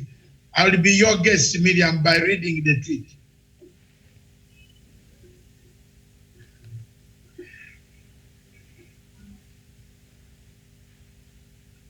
People are very strange. Mm-hmm. So this is in line with the inhumane treatment that Africans have been getting in China, No, I want to believe. No. It is in line with the government of Kenya dealing with the Chinese government. Not in line with the Chinese. Kenyans being in China. No. It is, they hate the Chinese the Kenyan government dealing. Makau Mutua wrote, I don't know why these Kenyans aren't at Nairobi, China embassy protesting. He said, William Mutunga, Grandi Mula Nasir, Donald Kipikurolid, Nelson Have, Jithongo, George Kagoro, Paulo Mwite, Gabriel Dolan, Boniface Mwangi, Okia Mutata, Iladuelo Otieno, Bishop Muheria, Mamangiru, and Governor Kibwana. So he tagged all of those? Yes. So he called upon them. So the legacy replied him that demonstration will not bring coronavirus to an end? Why can't you just tell us what George Soros told you and what he knows about the vaccine and the COVID-19? Now, George Kegoro came in and said, nobody has a pre-assigned responsibility to go to the streets of Nairobi on behalf of others. Then the quarrel went on. After selling witnesses to ICC, you now want people to go to the streets. Any geopolitics of your stomachs. This is me answering them at the legacy trend. Now, it is very interesting. It's a long thing. They have now, people are challenging them. Mr. American, now they are calling Mr. Makau Mutua. It is because they are more exposed to bearing in mind they are in hot spot, Wuhan, that the government take care of them. Now this is regarding those people that way. It is not calling upon the people in China to demonstrate because people in China cannot even go. People in China, Miriam, they are in Guangzhou. The headquarters of embassy is in Beijing. You can't reach the Red Square. Yeah, there's no way they can find themselves there. You have, yes, it's all blocked. So what it rhymes with what we have been saying the whole week. The week that was. You remember the first day on Monday we said there is a state, people are creating a state of despondence. They want to create a state of hopelessness. That what Mutahi Kagwe is saying is not going to bring a solution. So these are ripple effects I was telling you about. So many other ripple effects. If you look at all the people who have worked with George Soros, they are all at the warpath with Uhuru Kenyatta. Can I name you one of them? Or 10 of them? The ones I've just read here.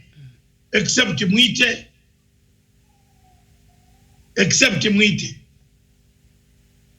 Mwite is not against Uhuru Kenyatta. But the rest of them here, this group, Mwite, Chibwana, and Angiru, they are out. Look at Senator Murkomen. Senator Murkomen worked with Open Society Foundation. William Mutunga, David Indi, Makau Mutua. These people worked with George Soros. Kegoro. You know, Kegoro was the one admitting false witnesses in the work secretariat. Kegoro was a member of the work secretariat. He was the secretary to the work commission that fixed Ruto and Uhuru Kenyatta. So they have now taken this position. They want to create chaos in this COVID-19. When people are so desperate, people are depressed, people have no food, people are indoors. If you tell them to come out and get rid of everything, they could come out like wild bees. So there you are. Yes, and I think the production showed that tweet and the other one that preceded that.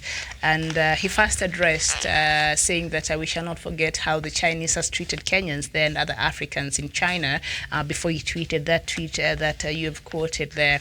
And now he's calling on Kenyans to go and demonstrate on the Chinese embassy in Kenya. That is wrong because this is not the time to do that. And I think the Minister of Foreign Affairs came out and addressed this matter. And even President Uhuru Kenyatta this week when he was talking in one of the radio stations here, that question was brought up, and President Uhuru Kenyatta said that Kenyan government is looking into that matter case by case, and they shall find a solution, because it's not only Professor Makau Mutua or these other people that were annoyed. Personally, I was annoyed. As a Kenyan, as an African, I was pissed to see how our fellow brothers and sisters are being treated out there. I was not very happy at all. But the other issues that also really has come in it disappointed in this situation happening, and we've been saying as much as, yes, these people, others are there illegally, as much as they don't have the papers, as much as whatever is happening, but the Chinese government could have had a more humane approach towards how they treated these Africans and how perhaps offered even them a place to stay. And so, of course, what Professor Makau Mutua is saying, going to the Chinese embassy, we don't need that to happen right now because the government of Kenya already is handling this matter and is taking care of it. So we are hoping that the Kenyans who are there, will find a recourse very soon. And also we saw perhaps we saw the Nigerian government also have a meeting with the Chinese government, a Nigerian ambassador to China yesterday, to address the same matter, because they also don't like the treatment of their fellow men and women over there. So, and they'll find a solution soon. So perhaps a Kenyan government, also through the Kenyan embassy in China, should maybe start to, look into that and see that the Kenyans who are there, they find a recourse, and the embassy, our embassy in China, it's very far from where these Kenyans have been stuck, but there could be a way to help out our people out there. So I think that's it. From the tweet I gathered, he wants people to go and protest over this matter, over the Kenyans who are stuck there in China. But right now, we cannot bring them home, and the government has said no plane is coming from China to Africa or from Africa to anywhere. So it is impossible. As much as we'd want to bring them here, it is not very possible. So we might have to devise a way to ensure they're still safe over there until everything has cleared up, and then we can bring them back to the country, or they can come now back to the country after the flights are back to working again. Thank you very much, Miriam. From the tweets, if you go back to what Makau Mutua has been posting, he has been, from the outright, the word go. When Uhuru Kenyatta said, let's pray, he said this is not a prayer. It's science. He disagreed.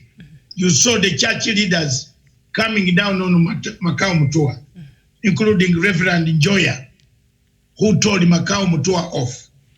Makau Mutua has been writing. If you look at Makau Mutua, look at Don, look at Grand Mura, look at Harvey, what they are writing, it is not a direction of the Chinese being. How many Kenyans are in China? Uganda has more Ugandans in China than Kenya. There are about 50, 60 Kenyans who are in China. Uganda has about 193 Ugandans, but they are not. There's no hassle. Everybody has sat down and arranged. Those who went there legally. So if the university has taken your school fees, it cannot throw you out of the dormitory. Hello? Wacha tuambiane wa ukweli. If the university, Ugandans, I have talked to several Ugandans who are in the university, in Wuhan, in Guangzhou, in Beijing. We are talking, they are in their campus. The universities in China have taken their school fees. They did not go there. They came on government scholarship of university of Chinese paying their school fees. They have not chased them out of dormitories. Waafrika tuanze kuzungumza ya haki. The Kenyans who have been caught there, one, the category, wale wanaenda huko kutafuta wanaume, wale wanaenda huko kutafuta wa Chinese ladies to marry. The Ugandans are the Africans who have been caught there. Nikwambie haki. People want to marry the Chinese ladies so that they can carry the goods to Nigeria. Some of them have contacts of factories there. Those have been caught up in Catch-22. Let's know the category of people. The Kenyans who are in Kenya, the Kenyans who are legally in China are not affected, Miriam. Let's talk the truth. I have 4 students. Let me finish on this one. There are 4 students, including one student of my best, a very senior person in this country, a niece, she's in her dormitory. She's in Wuhan.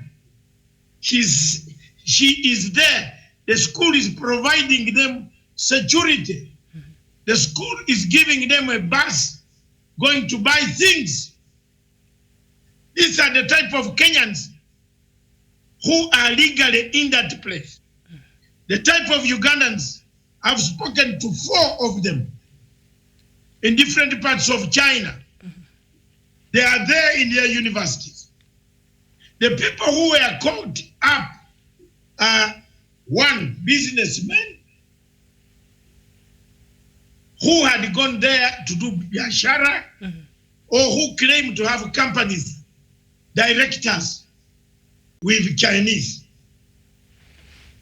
People who have been going to China to load goods,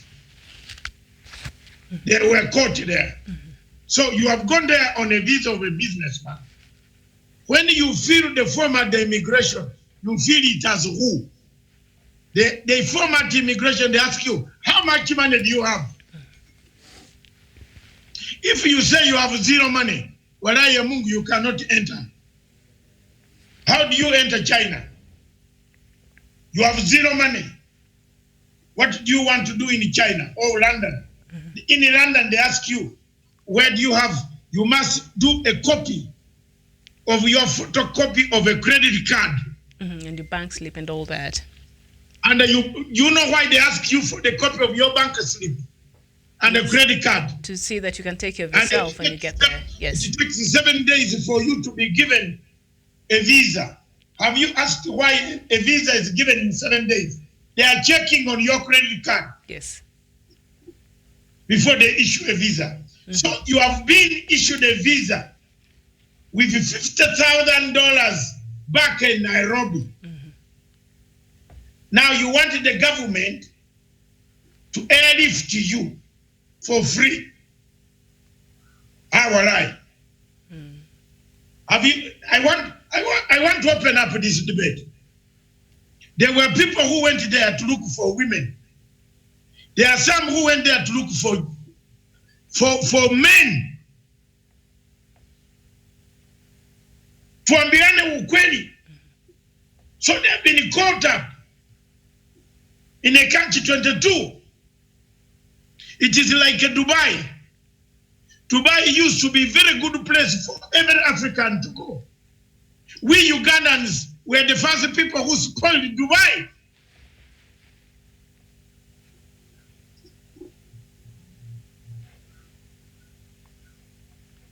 Ugandan ladies used to fly to Dubai and start wearing miniskirts, where people wear full clothes from the head, the hair, the eyes, up to down. Our Ugandan girls went there, wanavaa every corner. I went to Dubai. Forget about this Dubai today. Everybody is lying today to people like, let's go to Dubai. The Dubai I went to had the respect. We spoiled Dubai. Didn't Dubai start giving us a visa?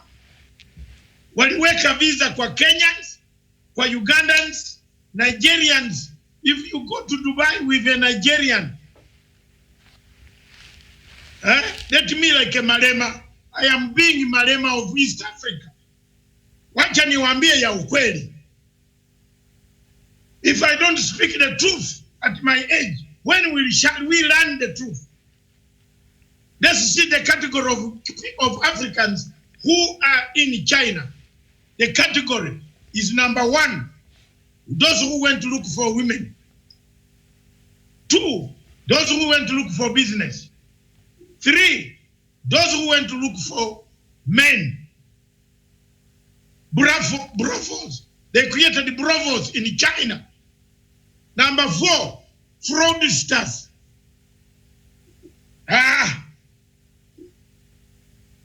Papa, they are here. I will not cry like mama. Let me cry, Papa. Let me talk like the Malema of East Africa. Tuambiane ukweli. We spoiled Dubai. In Dubai, we used to go without visa. You enter like this, you enter in Dubai, sleep, buy your goods, and go home. We spoiled it. We Ugandan women went there, started wearing miniskirts. 1 meter away from the knees. If the knees can weigh 1 meter. Until the Dubai people say they put a visa on Ugandans. We used not to go to Dubai with a visa. We have spoiled it. We Ugandans, we went there, we started drinking, knocking people who don't drink driving. Unagonga watu 10. You have come from a rural area in Kampala. You have just got a chance to get a visa to go and work as a house girl in Dubai. Unaanza kuendesha gari mpya because you have bought it for $2,000. You kill 10 people. Until the people in Dubai said, anytime anybody coming here, have a visa. Now, don't blame the government. Have you? Can I tell you one thing? Apart from Kenyans who are making noise that bring our people home, which country again? Uganda is not making noise. Because all Ugandans who are in China are officially in China. They are about on the 26th caught up in that category. Alienda kutafuta mwanamume, anapatikana huko. Wacha let's talk the truth. At times we blame the government. Yes, there are certain things that the governments do. Because the governments lack some people who talk like me. I'm the Malema of East Africa. Nagonga. Unamupatia information me nagonga because I have evidence. Now why I'm talking, I have evidence. There is no student who is in the university in the Red Army state of China who has been chased out of the university hall. Hakuna. Don't blame the government. Hakuna. The people who went there kufanya hiyo maneno, like those Nigerians, they went there to defraud those guys. Some of them have been defrauding Chinese goods. So when the deal goes sour, this thing started last year in January 2019. Why is it Nigerians were stopped, Miriam? Nigerians were chased out of the hotel. Was there COVID-19? Was there COVID-19? Africans were chased out of the hotel. Do you know what they do? I don't know. I don't have my credit card here. My debit card. I will show you what they do. They go and book a hotel. And they wait. The flight is at 4 a.m. today. They go at the departure because there is express. I've been to China. There are express trains that run very fast to the airport. 20 minutes before departure or 40 minutes before departure, he goes to the reception to say credit card.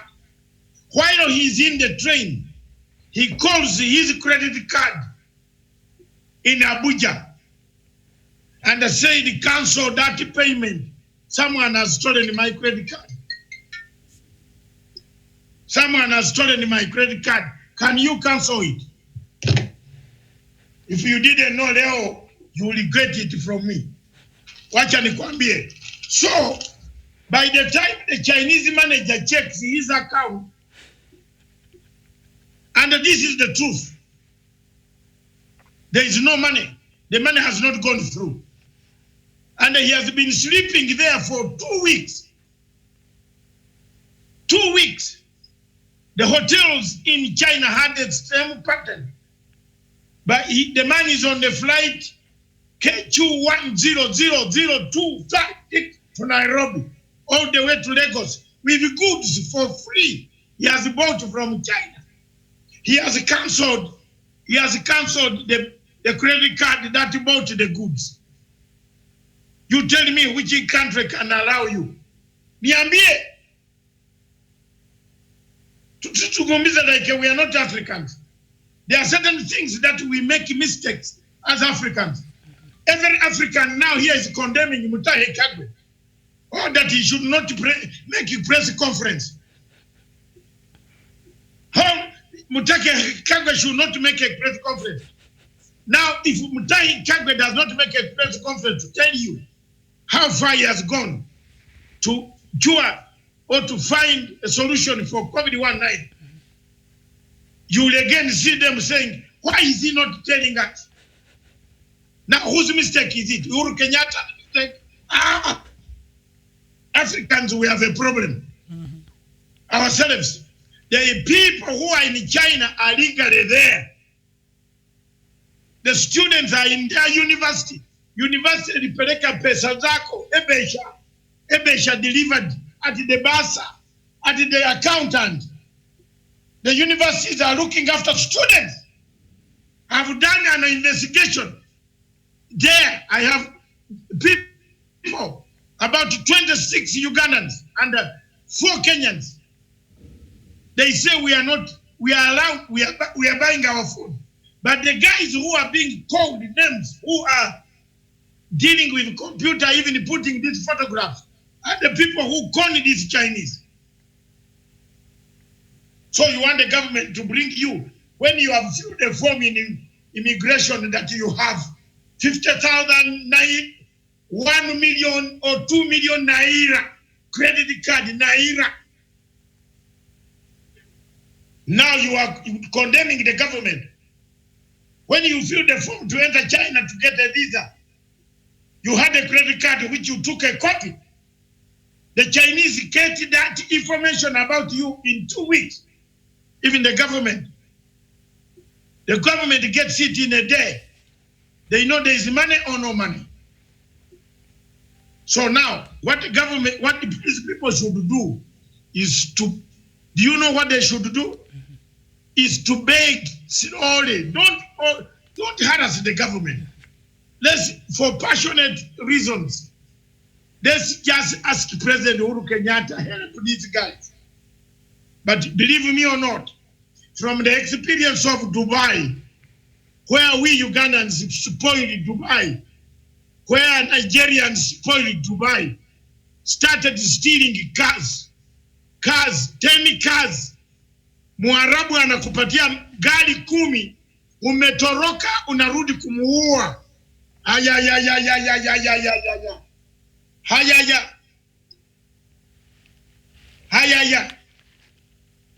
am the Marema of East Africa. Hakuna mchezo hapa. Wacha tuambiane ukweli. We started stealing things from Dubai, a country where things lie on the door. We Africans went there. When you find somebody has left a wallet on the door, unaweka kwa mfuko. It is like a South Sudan up here. In 2005, you can sleep outside your house with $10,000. No Sudanese will pick that money from you. I was in Sudan when we had just got independence. You can have $50,000. The door is open. Because it's very hot, you enjoy the breeze from River Nile. There was no theft. But we from Uganda and Kenya, we took theft there.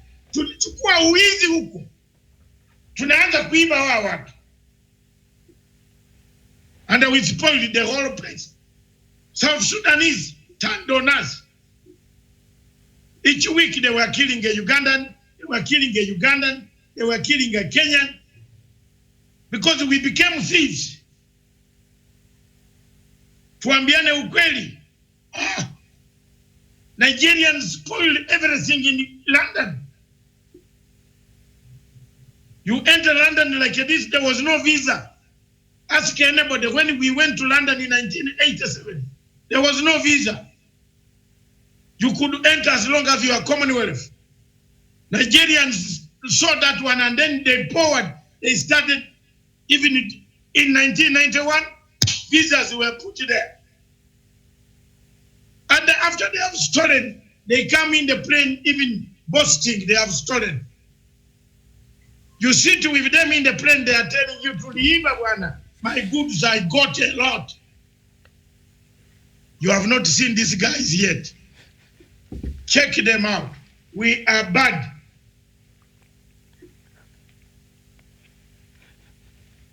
You can tell me to do anything. I don't need to. I've done my best. Edward Gazanga, I have done my best, sir. I don't need you to tell me what I should do. But we are ourselves very bad people. You look at all those Chinese. They don't get annoyed for nothing. Mushinga, you accept. I don't need to challenge Museveni. Museveni will challenge himself. You are telling me to go and challenge Museveni to do what? Museveni is fighting Corona. He has fought Corona. He has 64 people only. You shut up. He has fought Corona. Why are you making your noise? See yourself to be ashamed because you are breaking the curfew which Uhuru Kenyatta is putting there. Yeah. He has fought Corona. You want me to go and fight him now? No political opponent today is fighting. Miriam, I'll give you time. You can extend your show of Africa. But let me make this point. There is no political opponent today in the world who is annoyed with the government like in Kenya. The NGOs are annoyed with Uhuru Kenyatta. That's why you see the stupid Makau Mutua, very silly, an idiot, who cannot win an interview of becoming a Chief Justice, is mobilizing people to come to the streets of Nairobi. I'm telling you, I am talking with facts. I have intercepted a lot of information between George Soros' office and these guys, what they are doing here. And if people don't listen to me and they think I'm a madman, hallelujah, this madman might remain the only one in the battle. Take that from me. Those who are security officers, listen to me. These people are creating a state of despondence. It starts with Chinese embassy, then it moves to town, then it crowds, then people are hungry, then people with children at home. You have 5 children, they have all come back home. They are in one house. Brian, Stephen, Audrey, Koda, Nasser, everybody is calling for his rights. Yet they are supposed to be in school. This is not the time to allow this type of behavior. In Uganda, the leaders of opposition, this man tells me to go to Uganda. Uganda, Corona has not discriminated anybody now. All of us can fall. If God decides we fall down, won't I fall in Kenya? Kwenda.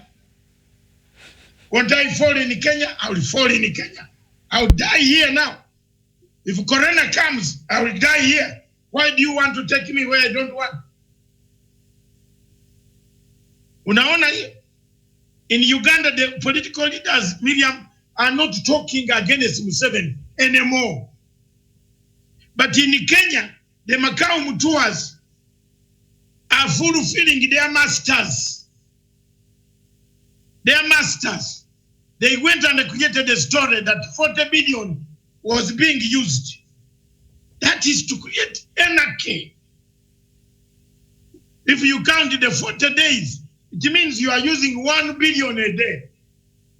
What would an ordinary Kenyan who doesn't have a shilling in the pocket, what would you say? This is wrong. This is wrong. No, this is wrong. We let the people here, like Makau Mutua, concentrate on his business, his hotel in Kitui, the money he got from selling witnesses to ICC. Let him use it. He used it to buy a hotel and build a hotel in Kitui. Let him sue me if he wants. It will be a good. I will resurrect. I've been waiting to resurrect these people's activities. Try me. I've been waiting to shame them. How they bought witnesses to fix these 2 younger men. And they are here posting, writing on Twitter. An hour, not me. I've been waiting. Let one of them take me to court. I challenge you. And the same Matanga said you bought witnesses. That's what I want. That's what I want. Makamu Tua. You got money from George Soros to build a hotel. I don't want to say who you are. But kama unaendelea namna hivyo, I will write for you. You can threaten Itumbi, but not Dr. Masanga. This is a giant. I will come in English language. You write what I write. Yours is an American jargon. Mine is the real English of English from United Kingdom. J.A. Bright, not this stupid American English that you borrowed from fraud in Sunny Buffalo University, where you did your fraud and got the money you have built a hotel with George Soros. Mnakuja hapa Kagwe is doing something. We are fighting COVID-19. You are fighting the president. Thank you very much. So, let them try. The whole group, Makamu Tua, I wish you also show him, Stephen, show him my tweet, show my tweet production team. Bring my tweet. Bring the tweet that we answered him. It is down there. Bring it. The legacy trend answered him. You should not think he's not being answered. That you go to the court to remove curfew. Then how are people going to survive here? Walai. How can you be a lawyer and you go to court that you want the curfew removed? That you are the chairman of LSC case? What is this? Oh, a man who has not won even a case between a rat and a cow, or a rat and a rat and a cat. You know that case is very complicated. You don't know who started, who provoked who. Between a rat and a cat, who provokes the other. And Doctor, speaking of which, as they're looking for that tweet, US President Donald Trump held a telephone conversation with the South African President Cyril Ramaphosa and President Uhuru Kenyatta yesterday, and they offered assistance to South Africa to support its effort to battle the pandemic and say the US stands with the people of South Africa in the battle against the pandemic, according to a readout of their conversation. And President Trump also offered assistance to Kenya's response to coronavirus and agreed to remain in close communication with President Uhuru Kenyatta. But I don't know what kind of assistance. It's not very clear. Exactly. That's it. I told you. There we have scored. I told you this time I stand with Trump on this question of that man called WHO, a liar. A liar. Don't, America will come, will support us here. Don't worry. Yes, yes, yes. They are coming. They will not let us go down. They listen. So don't ask questions, Macau Mutua. George Soros is about to be arrested with Bill Gates. Trump is going to put them in jail. They are going to be investigated. Even in Macau Mutua, we shall investigate it. Very soon. These people joke. Macau Mutua did just law. He has never done international intelligence. Does he have a certificate? A certificate on international intelligence? Stupid. Stupid man. Buying witnesses to fix Uhuru Kenyatta. You think we are happy? You think I'm happy inside here? You wanted to fix Uhuru Kenyatta and Ruto. I'm happy. And then they walk around here. Some of us have lost jobs. For them, they have built hotels. Don't try me.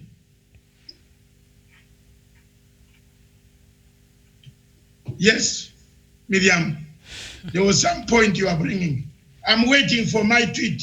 The legacy trend.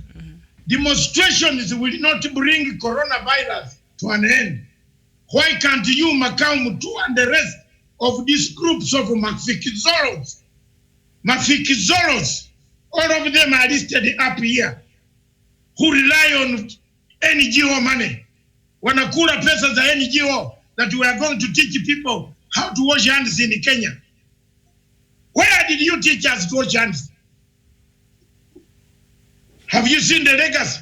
I'm answering him. He can't answer. It is there. Walete, bring it on.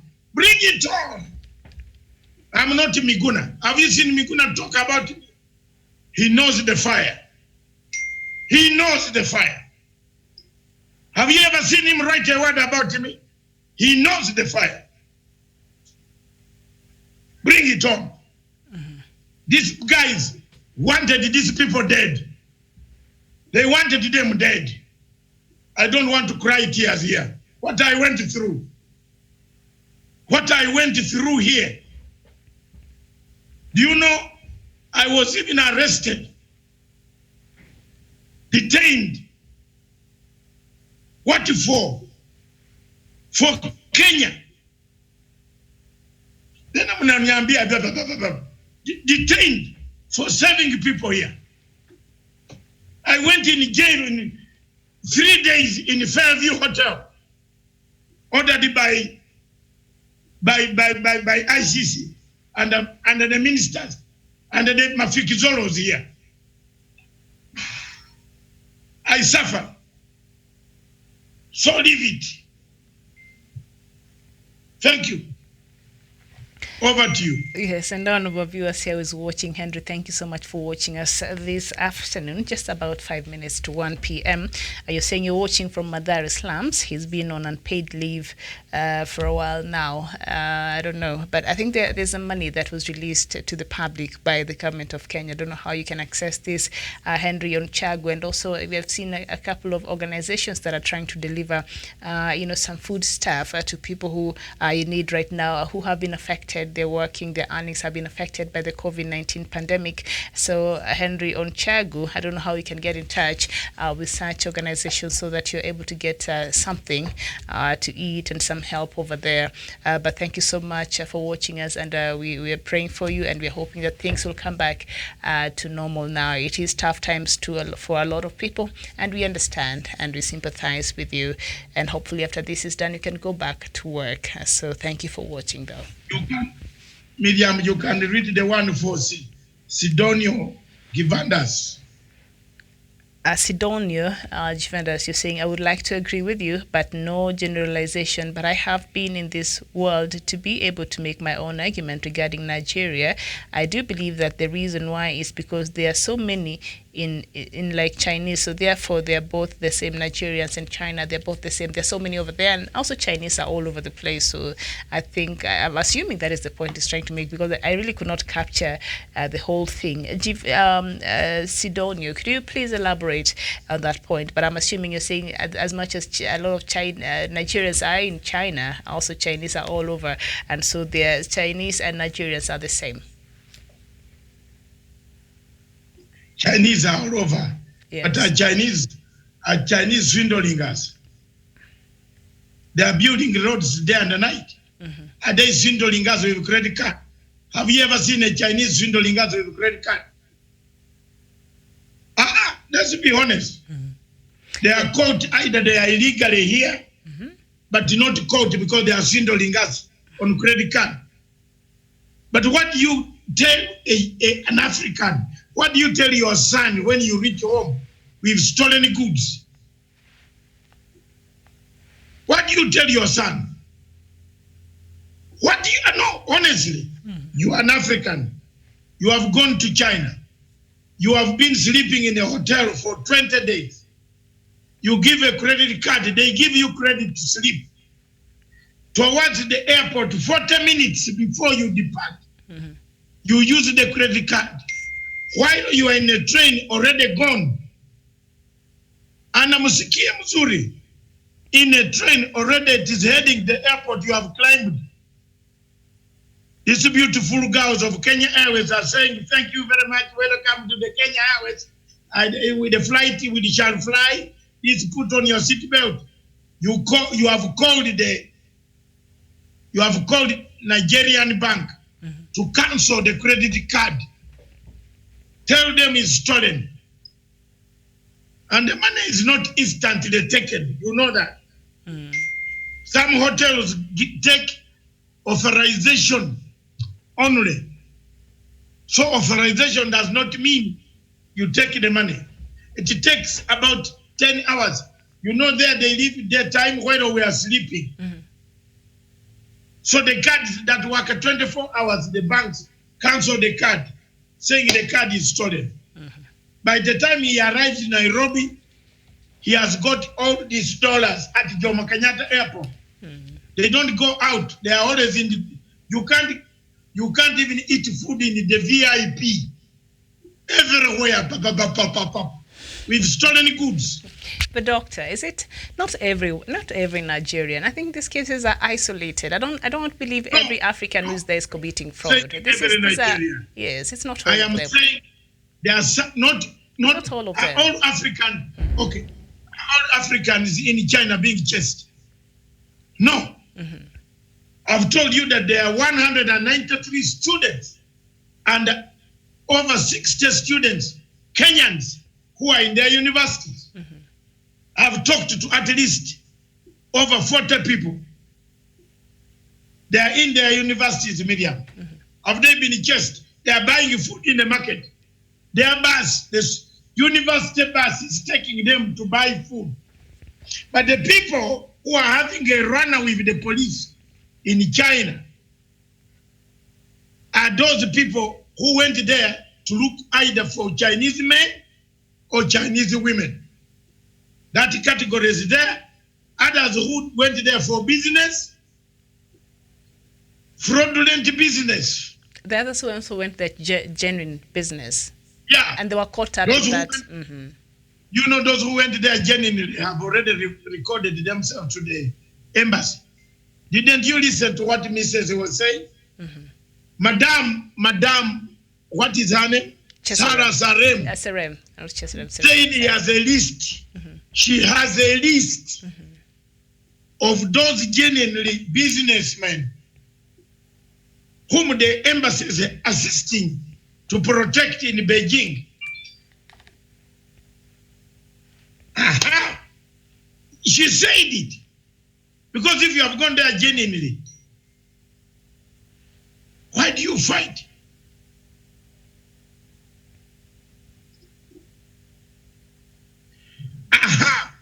As if I'm saying, hallelujah, breaking news. Have you seen what has come now? What is happening now? The Minister of Foreign Affairs of Kenya says the state-funded evacuations not tenable, unattainable.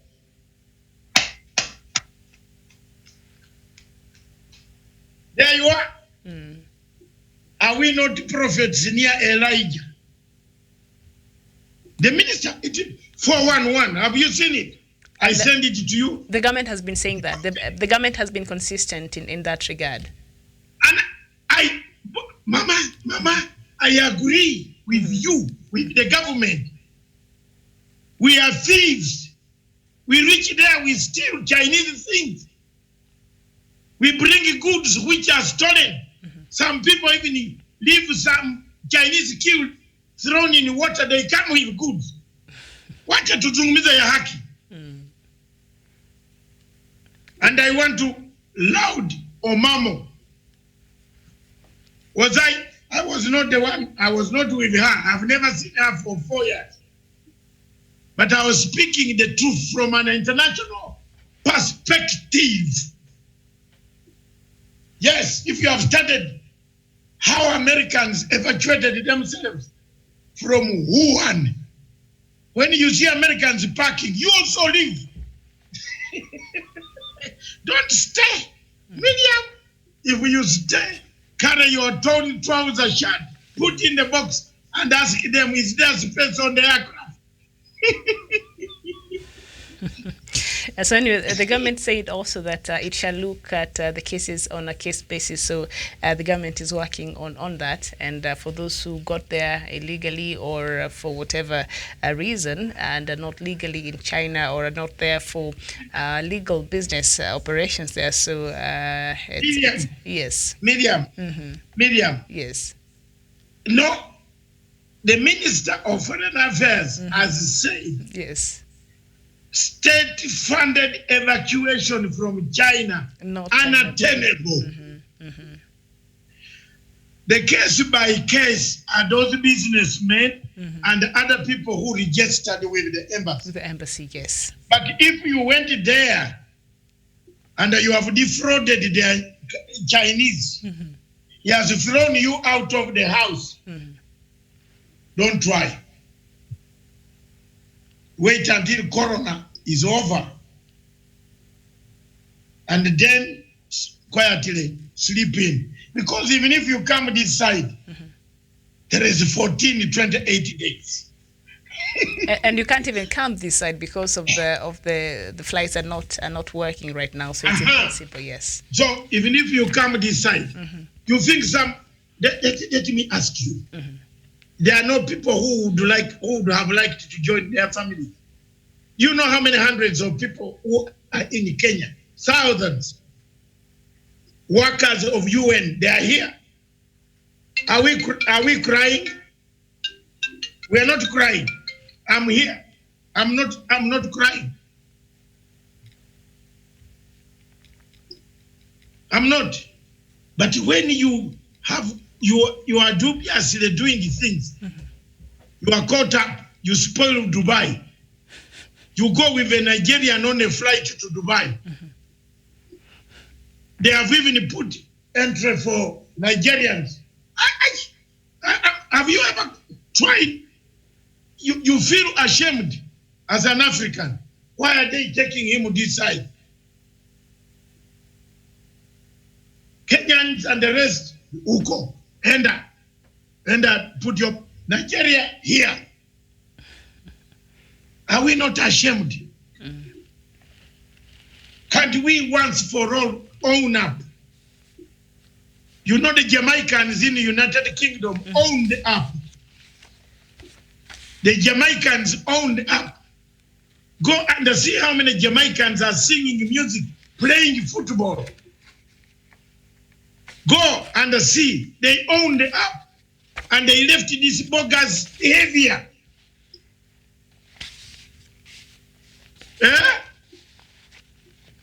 They are now footballers. Johnny Barnes. There are many. Ian Wright. Jamaicans were welcomed back to the community because they owned up. We Nigerians on this continent should also own up. What wanawagopa?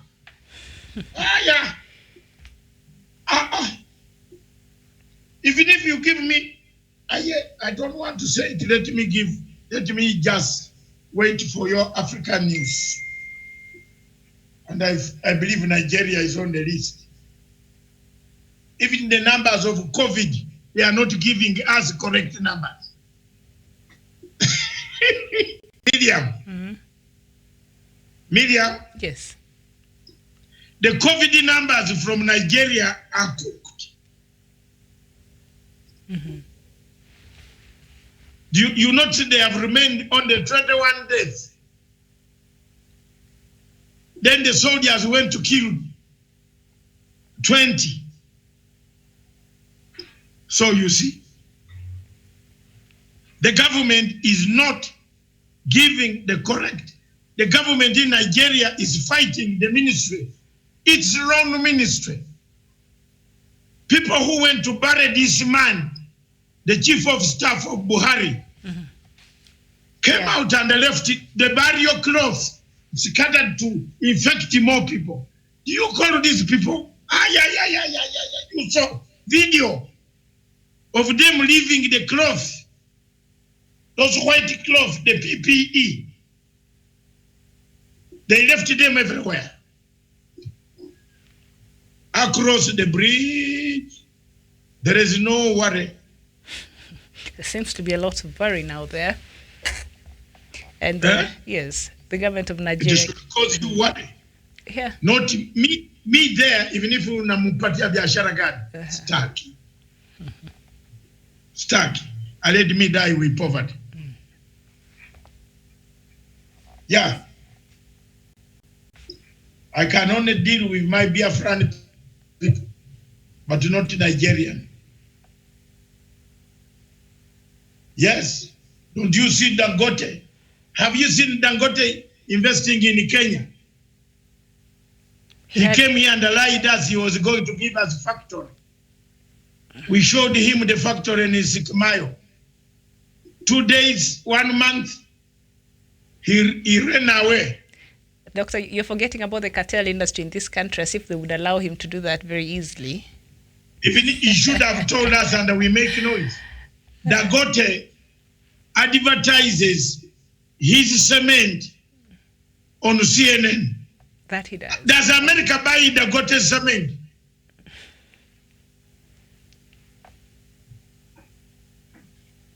You tell me Africans were very good people. That's Africa. The people who buy Dangote cement are on Citizen TV. They are on Nigeria TV. They are on Ethiopian TV. But he doesn't give them an advert. Because the masters who gave him money are in Bill Gates, Obasanjo, China, no, France. Unaona, you see the link? We have another African called Strive Masiwa. Zimbabwe is reeling, dying. He can't even give them a loan. He has more money than the loan Zimbabwe is seeking in IMF. So don't you think we are bewitched? But he's paying the nurses now for 6 months. He'll be doing that. No, they refused. The government refused. The government looked for its money. Because the government asked, we are going to IMF to borrow 500 million. Strive Masiwa makes that 500 million in 2 months. He can't pick $1 billion and give to Zimbabwe to resuscitate his economy. Then you call me as an African. Which African? Where? Which one? The carrot and this teeth he opens every day. Wachana mimi. Wacha nikuwe namna hivi. I feel so bad for Africa, Jamaica. If I had money, I would help many African countries. And unfortunately, God did not give me money. God gave me the right to speak, which I'm using. And very clever politics, which I have here. He gave me the knowledge. I know some things that some people don't know. Thank you. I will use those to educate people. I have a very good heart. I would not allow my country, Uganda. I have never called for sanctions against Uganda in my life. Even when I've been injured very badly, serious.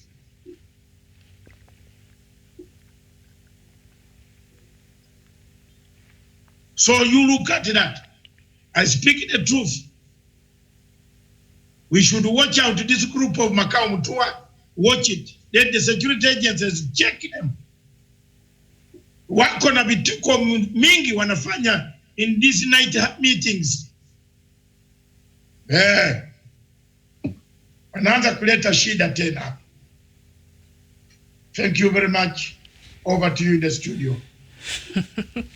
I'm ready for your African news. I think you're done. It's 1:15.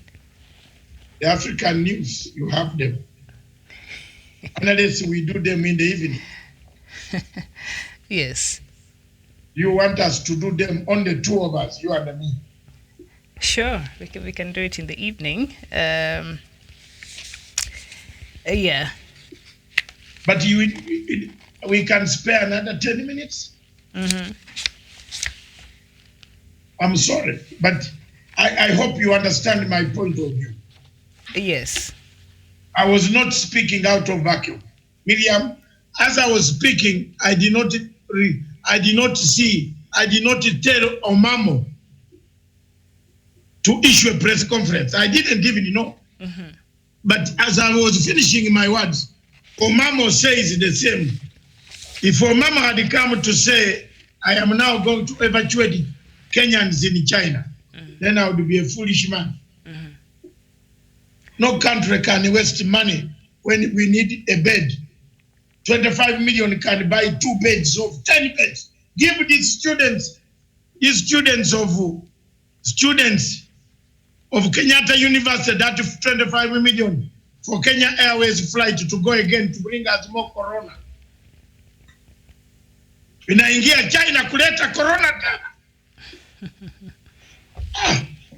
Wakae huko watafute jail. Chinese can put them in a jail for the time being. Jail? A social Yes. hall or something. I'm sure they have those, or they get a school somewhere, they just place them, and then after this is over, they can deal with them. Thank you very much. I think let's leave it until evening. Yes. Unless you have something else. No, we can finish up later in the evening. We seem to be having our bit of internet problem here. It's a bit slow, so. Yeah, I have seen it. Mm-hmm. Oh, it has also jammed. They have jammed it now. Those Chinese people there, they're African in China. They have jammed it. Mine is all right. Yours I can see going down. Thank you very much. This is Dr. David Matanga from the Political Command Center. Matanga himself mwenyewe. Leo sijui alikula nini, lakini alikuja kama ako tayari kupigana vita ya kumwambia Makao Mutua wachana na serikali endelee ya kufanya mipango ya kutafuta mipango ya kumaliza coronavirus. Mr. Makao Mutua wachana na askari ifanye kazi. Mambo yako ya George Soros na kununua witnesses, wacha. We are watching you. You wanted them jailed. Staki kuanza tena vita. Medium, close it. All right. I'll see you on Sunday for another edition of Africa No, Showdown. before you close, ma'am. The bananas. Thank you very much. Continue eating. Banana, apple, orange, pineapple is there. And the greens, lemon, while you are indoors. Please. God helps those who help themselves. Mm-hmm. Mm-hmm. At least eat this. We don't know the end, no deadline. but eat this Ugandan banana. It is available in any market, in Isli, in Ngara, in all markets, in city markets, it's available. You look at it, it's a good banana.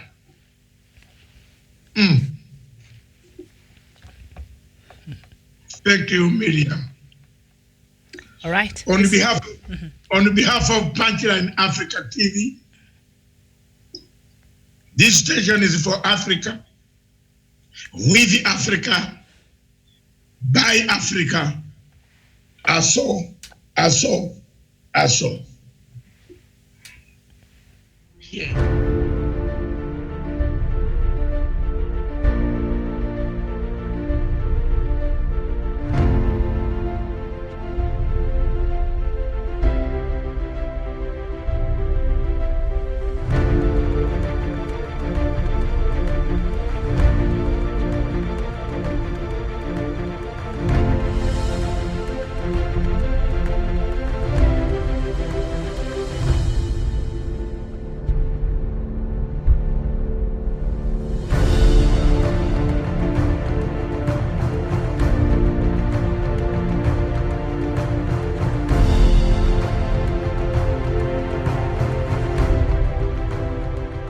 Peace must be our goal and our guide.